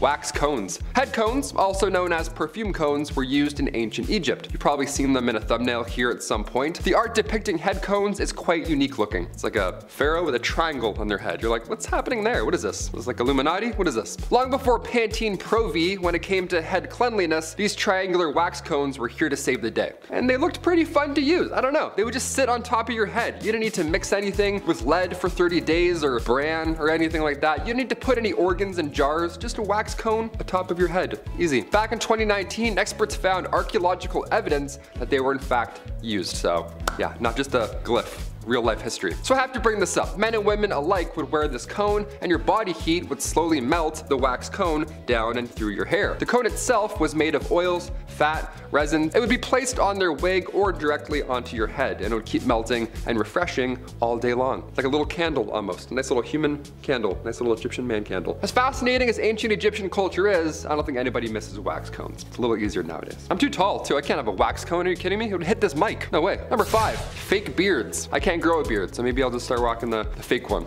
you know, like Hatshepsut. Long before Cleopatra, Hatshepsut was the first woman to obtain power as a pharaoh. She was the 6th pharaoh of the 18th dynasty. There were just a few that were women in total, but during her reign back in the mid 1400s BC, following the death of Thutmose II, she was determined on being portrayed as a male. The pharaoh, fake beard, the massive muscles, historians believe that this was all done as an act of politics. After her passing, come 1458 BC, her stepson took the throne, Thutmose III, and he destroyed everything in her name and image. Well, mostly everything. Now we have this bearded pharaoh that we're pretty sure we figured out. Number 4, acne. Ancient Egyptians came up with an interesting method on getting rid of those pimples, that's for sure. Remind you, this was long before Dr. Pimple Popper was ever a thing, so again, creative. Physicians back then discussed pimples as these elevated spots with black tops that can plague your skin from 4 to 5 years. And by squeezing these spots, you force out the maggot inside. Yeah, blackheads were called maggots back then. Imagine your partner, hey, can you get this pimple on my back? Yeah, I think I got some maggots in there. I don't know. I'd be sick. See ya, now we're single. They would refer to severe cases of acne as maggots that lie in a bed of roses. Hey, if a physician ever told me I had maggots that lie in a bed of roses on my persons, I would faint. That's the scariest news I've ever heard in my life. That's some bad news, man. Dermatological disorders were thought to be human skin taking on the properties of animals. Yeah, oh, you have acne?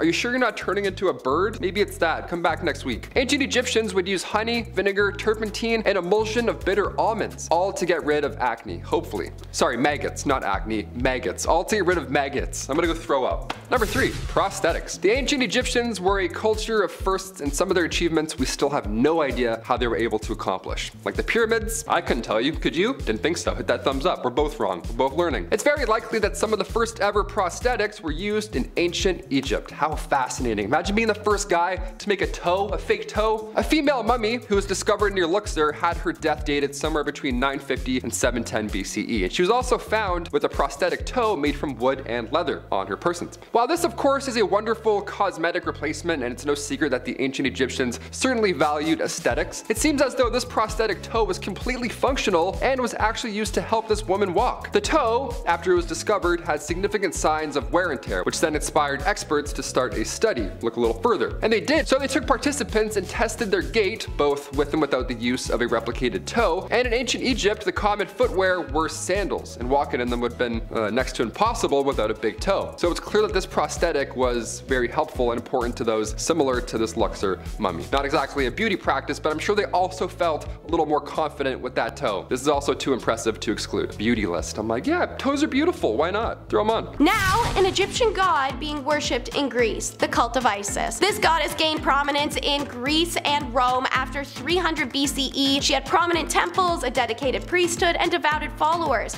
She was believed to influence fertility and agriculture, but as her worship spread to new areas, this changed to fit the needs of her followers. The cult of Isis concerned itself with the myth of death and rebirth of Osiris, how Osiris's brother Seth was so envious of Osiris's rulership of Egypt and the Nile, he cuts him into many pieces. Osiris's wife Isis then gathered the pieces together, ate them, and gave birth to Osiris, resurrecting him. The cult mainly concerned itself with the concepts of material sacrifice, like fasting and donating, rituals involving revelations. Unlike the mystery religions, there were both yearly rituals and daily sacrifices. Not only this, but there was very public displays of devotion to Isis, with temples, devoted priests, and worships in her honor, as well as the annual Navigiem Isidius. They weren't underground by any means. In fact, evidence shows that the cult of Isis was the largest competitor for the new cult, Christianity, in the empire, especially concerning the inclusion of women as priests and worshippers equally. In fact, it played a huge influence on Christianity. The iconograph of the Virgin Mary bears similarity to Isis, and Isis's titles such as the Queen of Heaven are still used to refer to the Virgin even today. Finally, Osiris's promise of eternal life through sacrifice for his followers has clear parallels to early Christian understandings of Christ. And finally, number 1, deodorant. When it comes to deodorant, today we listen to the Old Spice guy. He's always whistling about something new. But long before he was born, ancient Egyptians used ostrich eggs for deodorant. They made perfumes and oils, this is commonly known, but they were also the first to use any type of deodorant, like underarm deodorant. It was so impressive. Ostrich eggs mixed with a little fat and tamarisk and tortoise shell and then nuts, mix them all together and bam, there you go. You're ready for date night. Just apply all of that on your body. Another method was a little more yummy than ostrich eggs and nuts. See, Egyptians would also use porridge balls. How creative is that? Flavored porridge rolled up and safely tucked in your underarm right there on your little smelly chicken wing. This morning I had some deodorant just crumble apart when I was applying it. You ever have that happen? Turns to feta cheese all of a sudden, mid-application. Now my bathroom sink looks like a Greek salad. It smells great, but not practical. Might have to go back to the porridge ball method. Who knows? Maybe I have one right now. Maybe that's why I haven't moved this arm the whole time. Who knows?